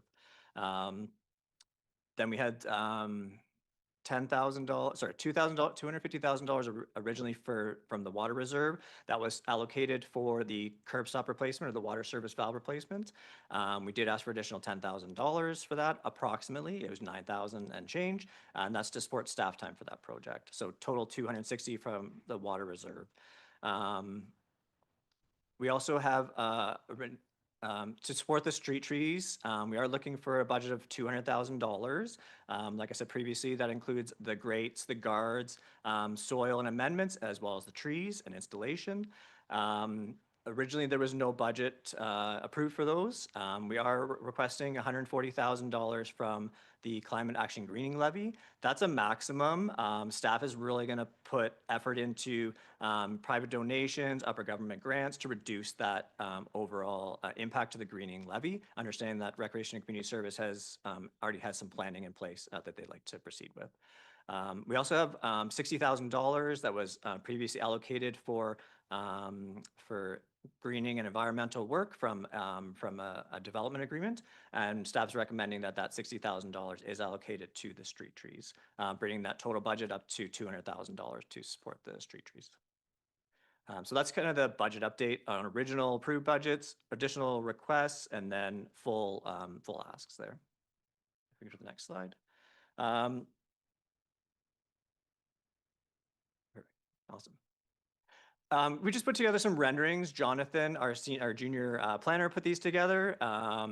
These are just to kind of highlight the locations and give you a general idea of kind of what hopefully the finished product will look like. You can see the guards underneath. Like I said, they're a 4 foot by 3 foot guard. The trees are recommended to be put right against the curb to provide as much pedestrian access and AOD accessibility as possible through the corridor. So here's 2 locations in front of BMO. I believe these were I think all the slides that are shown had previous street trees, and you can kind of see on the top right-hand corner, although there's a sundog there that's covering one of the trees, that there were 2 trees there previously. Go to the next slide. So this is in front of McLaren Air, which used to be the Central Tavern. Central Tavern. It's right at Mill Street there. Another location where we previously had a street tree. And you can see in the bottom left-hand corner, they were just installed, like I said, in like a 2 foot round hole basically before. So we are trying to upgrade that and provide a good growing medium for that, for those trees to survive. We'll go to the next slide. This is in front of the Shell gas station. I guess it used to be Petro-Canada before. And again, you can see proposed and the previous. You can also see the planter box just to the left of the new image. Those planter boxes will remain in the corridor. I guess they are part of a photo. The BIA basically put a program together where you can scan a QR code and get information on downtown and artists and things like that. So that program will remain. And then there's just one more slide that just shows the basically the Church Street intersection. Yeah, there it is, in front of Brubaker Shoes. So another location, again, with the planter box that the BIA has there. So yeah, so that's just a general idea of what we're proposing. There's definitely more locations. The report does include a map of all the current proposed locations. I believe there's 30. We were close to 40 when we started, and then basically we pared that down with the feedback we got from the businesses. So we are requesting authorization for an additional $250,000 to be allocated from the infrastructure reserve to support the replacement of street lights and sidewalks as part of the Arthur Street reconstruction. And we're also requesting a transfer of up to $140,000 from the Climate Action Greening Levy Reserve to fund the installation of approximately 30 street trees along Arthur Street South corridor, with staff making best efforts to require transfer amount through alternative funding sources such as grants and donations. And with that, I will take any questions that council may have. Questions? Councillor Burgess. Through you, Mayor Shantz. First, I just want to say a big thank you to Ryan and Curtis. You guys have done a great job going from basically no trees downtown in the plan to putting in over 30, and you've connected with the businesses, with Tweak and WEAC and all them. You guys have done a great job there. But residents still have a few questions on the Silva Cell stuff, so I just want to quiz you a bit on that. I know there's a lot of people looking at donating money, so we just want to kind of get full clarity on if there is any option on getting these put in. So I just have a couple questions on that, if I may. The first one here is just, have we specifically reached out to any of the companies that install or sell these Silva Cell platforms and get their expertise on what it would look like downtown? And is there an option to not hook up to storm drains given our soil type down there? I know we have a cellar drain and whatnot. So kind of have we got their knowledge and expertise on different possibilities on that? Through you, Mayor Shantz, to Councillor Burgess. Since we were directed to explore street trees without soil cells, staff have put all efforts into moving forward with the reconstruction. So we have not reached out to any additional soil cell manufacturers to get more information. To talk about your question about the under drains, in my opinion, from what I've seen, I think we're going to need under drains if we're going to proceed with any soil cells along the corridor. Arthur Street, or sorry, Elmira in general has very tight soils, and from the literature that I can find, you need good free draining soils to not have an under drain. Under drains also provide flushing opportunities. So understanding that if we were going to put these on Arthur Street, the salt impact that potentially gets into these trees, that provides a flushing opportunity. So you can literally drench these trees in the spring and flush the salt out of those soil cells. But just understanding Elmira's soils, I think we're going to need those drains. And if we're not going to proceed with them, I think we need some additional geotechnical work to inform us on that. I appreciate that context and info there. I think we don't want to delay anything, as we've kind of talked about here on council, but would there be a possibility that, say we pick a few locations this year, we design them out, but we look at installing them in 2027 along with the other street furniture? Like, say instead of doing 32 trees, we do 30 and kind of design two in the plan that citizens want to fund, and we look at installing them next year. Would that be a possibility? Through Mayor Shantz to Council Bridge. I'm assuming you're talking directly on the Arthur Street corridor. That would be a preference, but there's also, I know, two on Park Street that aren't getting the street repaved this year. So that would be another option too, either or. Yeah, so like I said previously, I believe under drains are going to be required for these soil cells. The storm system is currently in the road on Arthur Street. The region is looking to repave, so full pavement removal and replacement. For us to connect into that storm in 2027 would require cutting into that new asphalt to connect to the storm sewer. So I don't think that's a great option. I do like the idea. There is two proposed trees on Park Street that we could explore putting a soil cell in there to support those two trees. And would that be 2027? We'd be looking at that then? If we're, I believe that could be achievable in 2027, yes. So I know there's a group of people who would really like to explore the Silva Cell piece. Are there other places in town that we could do that? I was talking to someone on the weekend who was wondering, for example, about the alleyway that's set up at beside Kitchen Cuttings. Okay. Would that be a place that we could do a Silva Cell, or else, I guess, looking at Arthur Street north of Church? That's where I was going to you, Mayor Shantz. We are proceeding with the reconstruction, hopefully in 2028, north of Church Street on Arthur. So that might be an opportunity if we want to look to put some soil cells in that northern section. Just for your information, the alleyway beside Kitchen Cuttings, the BIA, we are looking to actually reconstruct that as part of the reconstruction to make that a better defined seating area. So we are actually doing some work in that area. Have we considered a tree there? No, we have not. My concern would be drainage there, how to connect that to the storm system. 'Cause I would assume With a soil cell. with a soil cell, yes. There is a tree, a street tree that's proposed in front of Kitchen Cuttings. I think basically right at the corner of the laneway. I think we might want to shift that more into the laneway, just to provide shade there. yeah, a better look. Yeah, I think now that we know that we're going to work in that alleyway. Okay, Councillor Schwint. Yes. I guess following up on this, we're putting the the stops in underneath the sidewalks. So we have to excavate down for them, curb stops. For excavating down those already, aren't they right beside the storm sewers? To your Mayor Shantz, to your Councillor Swint. No, so the curb stops are actually basically adjacent. Most of them are very close. The storm sewer is actually in the roadway. You would see it where the catch basins are. I think it runs in the southbound lane.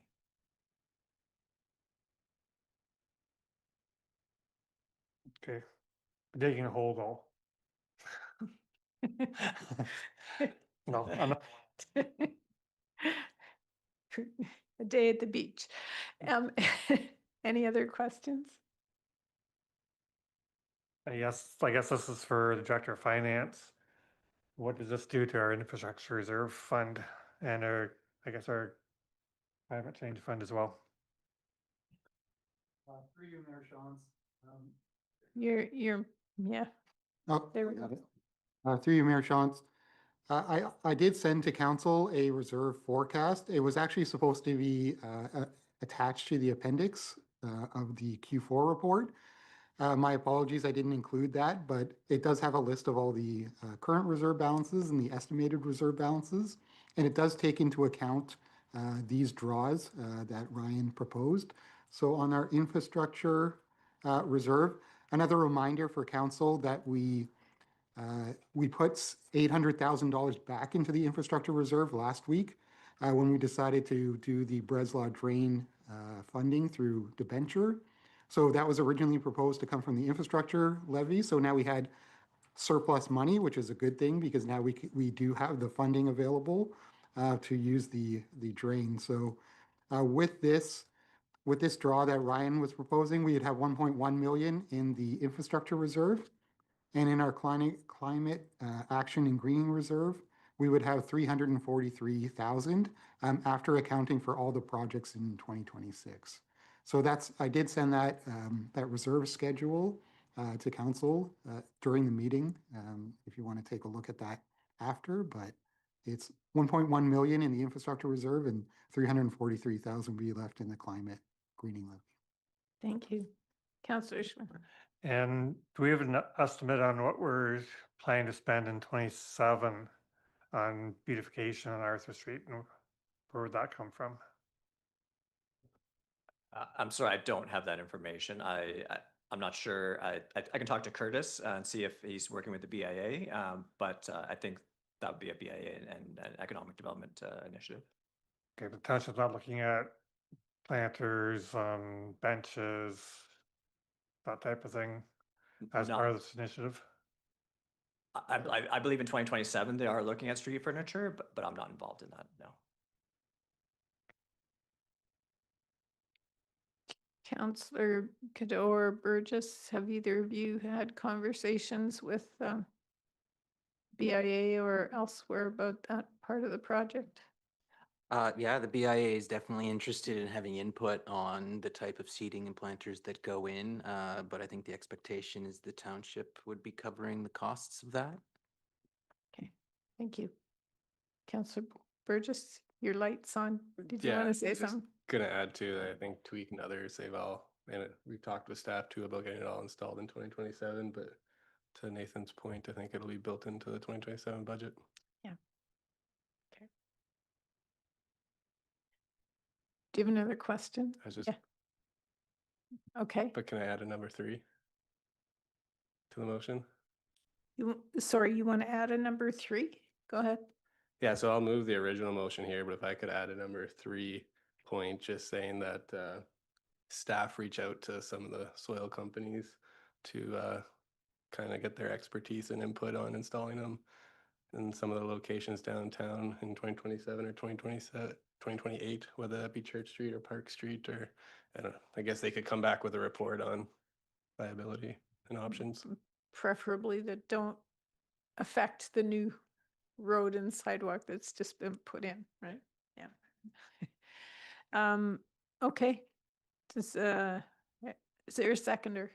Councillor Cadeau. Does everyone understand the motion? All those in favor?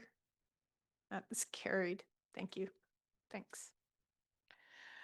All right, we have bylaws listed on the agenda. Can I have a mover and a seconder? Councillor Bryant, second by Councillor Grant. All those in favor? And that's carried. Thank you. So that concludes the council portion of the meeting.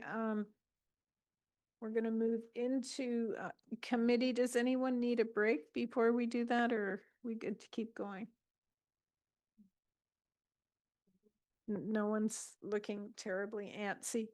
I'll turn the floor over to Councillor Bryant then. Okay, then we will continue. So the next item is 6.1.2, 2025 Quarterly Report, October 1st to December 31st. And for this, I'll call on Director of Finance, Colin Lynn, to present his report. Thank you, Chair Brian, and through you, just to let council and the public know, I'm dealing with a medical issue, so it may be difficult to understand. I'll try my best to pronounce everything, but if you need me to repeat anything, just let me know, and I'll be happy to repeat anything or answer any questions you have. As I mentioned previously, I forgot to attach, unfortunately, I didn't notice until I looked through the agenda package. I also included a reserve analysis for 2025. So it shows the closing balance of 2024, any activity that happened in 2025, and then also projections for 2026 related to reserves. So I distributed that during the meeting, and I know you may have not had a lot of time to review or digest that. So I would just, if you have any comments related to reserves, that we can look at that in next council meeting, and I'll be happy to answer any questions related to that. I am going to go through a little bit on the reserves. I do have a presentation to support the report that was presented. All the details can be found in that report. And I will just go through some of the slides. And this just has some high-level pieces of the financial and the strategic plan impacts for the 2025 fiscal year. So we're going to go through 5 different topics. Operating budget performance, utility budget performance, capital and budget spending, reserve balances, and then touch a little bit on continuous improvement. So overall, the township ended in a small surplus of 117,000. I should also clarify that these aren't fully audited statements. We're still going through our audit, but this is, I would say it's fairly indicative of where we'll end up in the year. So overall, we had a surplus, a small surplus of 117,000, but I highlighted some specific areas just to highlight to council where there are some pluses and minuses that I feel like council should be aware of. Development services had an almost $300,000 surplus, and that's really driven from high planning revenues and planning fees that they had in 2025. Something that's really important to note there, although we're offsetting the surplus in 2025, a lot of work will be done in 2026 and 2027. So the money's already been collected for work that'll still be needed in 26 and 27. So we collected a lot of the fees up front, but we're applying all of that revenue into 2025. Financial services, we had another significant surplus, primarily driven to investment revenues, and the other area was tax and penalty interest. So we've had higher than usual collections and penalties and interest, which helps some of those revenues. The infrastructure services group, we were projecting almost $1 million, and we did end up over $1 million over budget in winter control.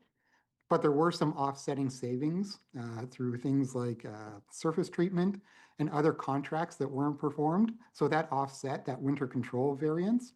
But it is still a pretty significant variance, almost $500,000. And then recreation and community services came in pretty close to budget, but we should note that there was a lot of one-time revenue related to rental income from the home hardware property that's included in that line. Also, we had significant salary gapping savings from the vacant director position. So we were expecting more savings, but that was offset by overtime, higher overtime usage in that area. So I just wanted to go through some of those nuances that may not be kind of clear in that bottom line, but overall we ended in a surplus of 117,000. To put that into perspective, we do have a small surplus in 2025, which is much better than we were trending in 2024, where we had over $400,000 deficit. So I think it is improving, but it's still a little uncertain. We do have some ups and downs and some fluctuations in the budget. I wanted to include this graph as well. So this is the surplus that we're showing in 2025, but the orange bar is showing the surplus without any of that one-time revenue for, say, the planning fees. So the planning fees are being shown in 2025 and the investment income, bonus investment income. So if we didn't have either those planning fees or those investment income, we'll still. Luckily, we don't have a deficit this year.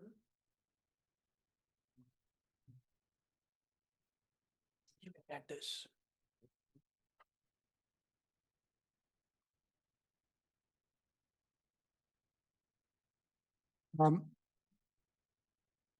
So I think the important thing just to note here is it is great that we're getting these one-time revenues to offset these other deficits. So we're ending in a surplus, but it's not really a reliable funding source. And ideally, any of those one-time surpluses would be used to go into reserves. So that would be the ideal situation, that we use that investment income or the surplus planning fees and put it into reserves. But right now it's being used to offset operating deficits. So these are just some areas that we're going to be focusing on for 2026 during the 2027 budget preparation. So we still have large deficits, primarily in winter control, being offset in other areas. One-time revenue, as we just talked about, should be put into reserves and not being used to offset operational deficits. I mentioned overtime is still a concern, but we do have still very limited overtime tracking. In 2026, we are now showing that in the GL for 2026, but we don't have that information for 2025 now to do a further analysis. We're hoping for more improvements, as we touched on the previous council meeting, for budget software and budget processes. And we're looking at more accurate cost allocations and costing through the 2026 budget work. On the utility side, overall, we ended in a overall deficit of about $100,000, 98,000. We had a slight surplus in water of 84,000. That's how to read that. And then wastewater services was a deficit of almost 200,000. Another important thing to recognize on the wastewater side, we had another one-time revenue of about 200,000 that we accrued for kind of a catch-up billing. That's included in this number, so that deficit number would be higher if it wasn't for that one-time billing. Again, given some of that history, that 100,000 roughly deficit is definitely an improvement over the last 3 years, but we still have, I would say, an issue with utilities that we are tracking and looking at more closely. And as council knows, this is a focus area for staff. So we have these ongoing regular updates to council. You'll be seeing another update in the coming weeks regarding work that's being done on the utility area. We're addressing gaps in billing and historical collections, and that helped us generate at least 200,000, probably much more in 2025, and we're hoping to find more of those. We'll be looking at our rate funding model in 2026 and improving cost allocation to utility rates. And then finally, council will remember that we're updating our water meter replacement program in 2026. So that hopefully once we replace those water meters, it will generate more revenue, and that hopefully will help offset some of that deficit. On the capital side, this is a historical analysis that we've gone through before, showing the amount budgeted and the amount spent on our capital program. In 2025, it's the closest we've ever been to budget, but it's still well below what we're actually budgeting. So we're only spending in 2025 roughly 67% of our budgeted capital program. Still better than previous years, which were closer to 50%. But in 2025, the half fund kind of skewed that a little bit. So it is a little bit lower on the actual spend because we spent all of our half funding. We didn't underspend that. But this also makes reserve forecasting more difficult, which I've gone into a little bit before, because we assume in our reserve projections that everything budgeted is going to be spent in our reserves. But since we don't spend it, we get a little bump at the end because there's unspent kind of capital projects. And I'm just wanted to share a couple examples of that. So this is IT, and previously we just called this hardware and equipment. And previously, another area that we're looking to do is break out these program areas and show more detail on the project. So previously, council would have just saw this bottom line number of 667,000 budgeted and 300,000 spent. So if you just look at it on the face of it, it looks great. We're way under budget. But again, that doesn't tell the whole story. So what we're looking towards is breaking out a lot of these projects, because some of the detail is this VM storage project wasn't done, for example. This Business Central Finance project, we're only about 1/3 of the way through, so that's offsetting things. Building software wasn't completed. That was deferred. And then the HR and payroll software was over budget. But again, you don't get this level of detail in historical analysis. So what we're trying to do for the upcoming budgets is breaking out it into more detail and really improve our capital forecasting. So you get a better understanding than just this bottom line, which doesn't give you the detail. Another example on the capital side is in the infrastructure services side. And some of these I wasn't even aware of until I ran the report. So again, if you look overall, we're well under budget in some of our spending, but it doesn't give the full detail. So Barn Swallow Engineering, for example, was budgeted at 15,000, but we spent almost 3 times the budget. We talked last council meeting for Breslau Drain 1. So that was $400,000 over last year, and then another 400,000 this year, 800,000 total. But something like the Capital Bridge and Culvert Program, that was budgeted for 2.4 million, and we only spent 300,000 of that. So there was 6 total projects in that program. I'm not really sure which ones were done and which ones weren't. Again, this is another emphasis of why we need to break out some of those projects to give us more information. So I don't really know if it was because we didn't do projects, if it came in significantly under budget, but I would guess that a number of those projects weren't completed.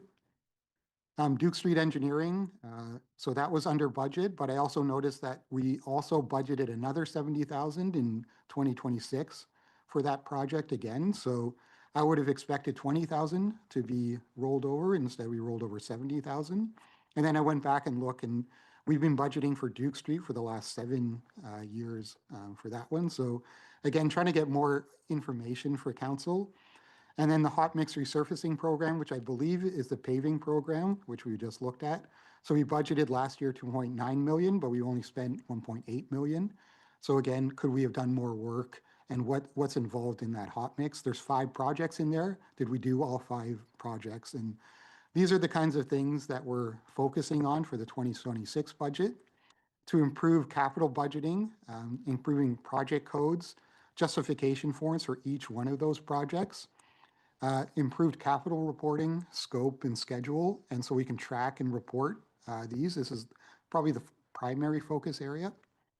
And moving away from these program budgets and into more detailed project costing. And this is all part of our 10-year capital plan and reserve forecasting that we're already planning on doing as part of our 2027 budget work.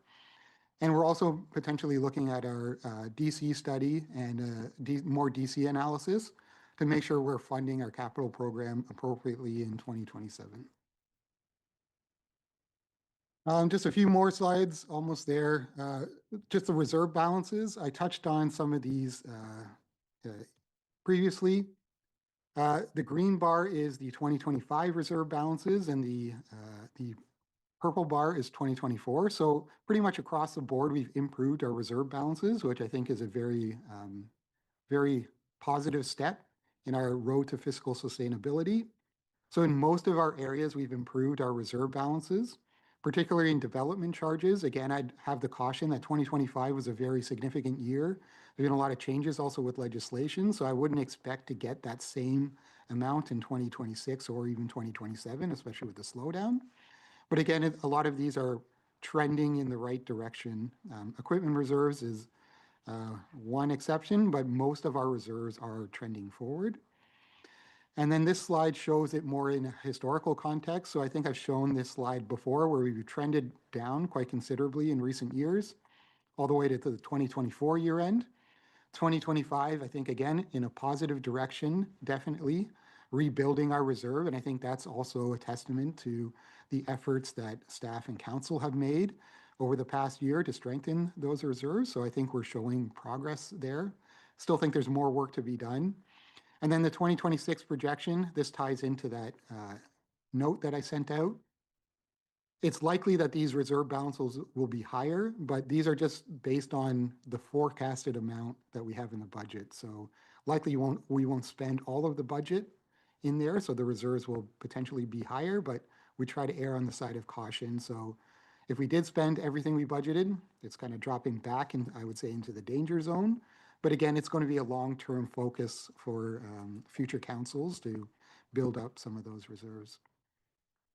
And I won't go through this, but this is essentially the same idea, especially asset management integration and updating our reserve and debt policies and centralizing our plans and studies will really help us build those reserve balances and focus on that.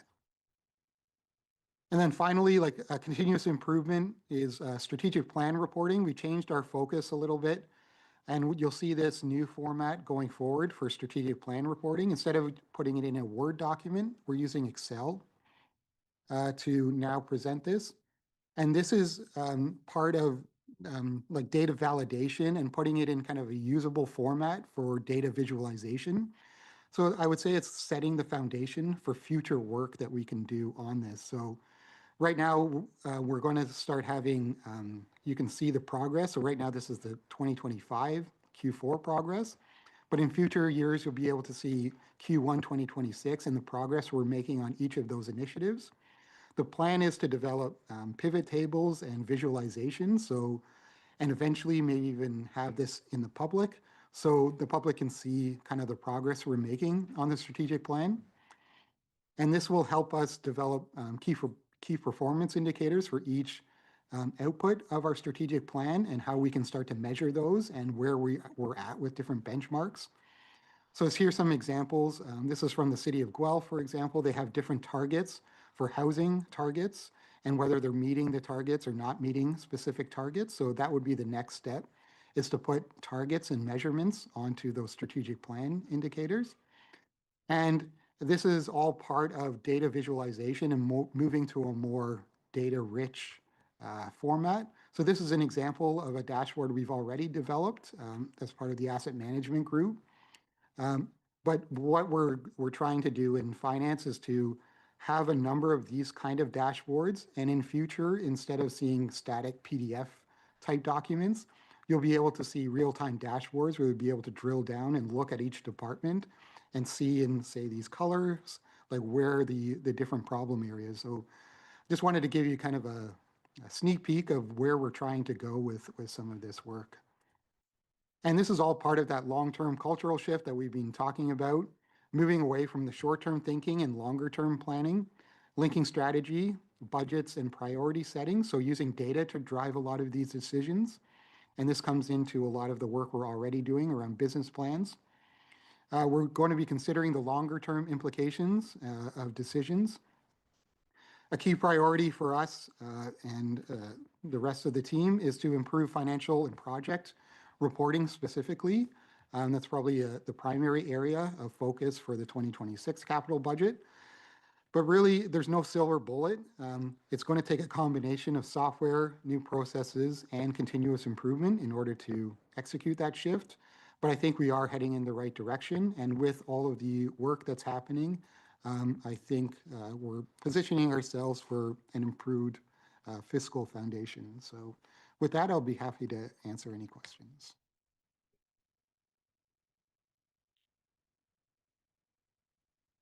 Sorry, no mic. Council, do we have any questions? Councillor Schwint? Thanks for that overview.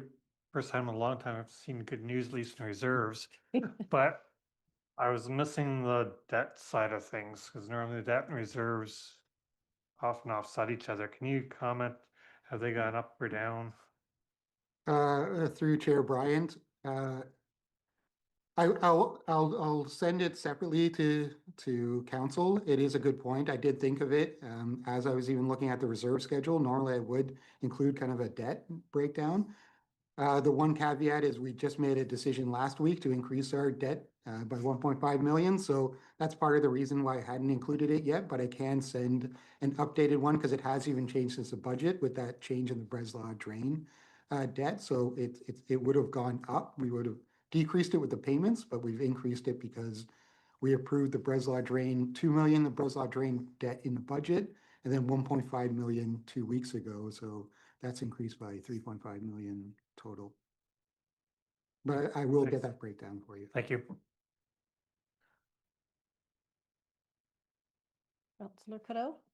Yeah, it's more a comment. I just want to say thanks to the finance team. I think that this is really exciting. The nerd in me is getting really excited about those extra data dashboards. So very much looking forward to seeing what that looks like, and happy to assist where we can in providing any feedback.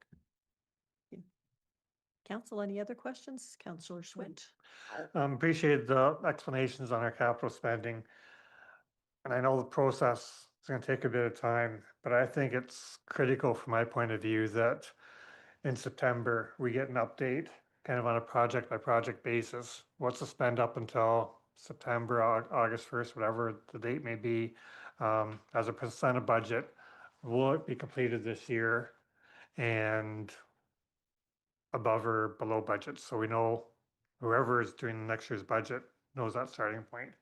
I would argue that any project over $50,000 could have a separate report to us.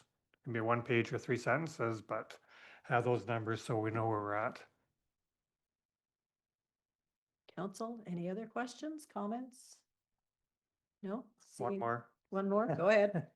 You mentioned overtime is kind of offsetting some salary gapping. I'm curious what our process is for approving overtime. Where is that? Is that the director level, the manager level? How do we figure that out operationally?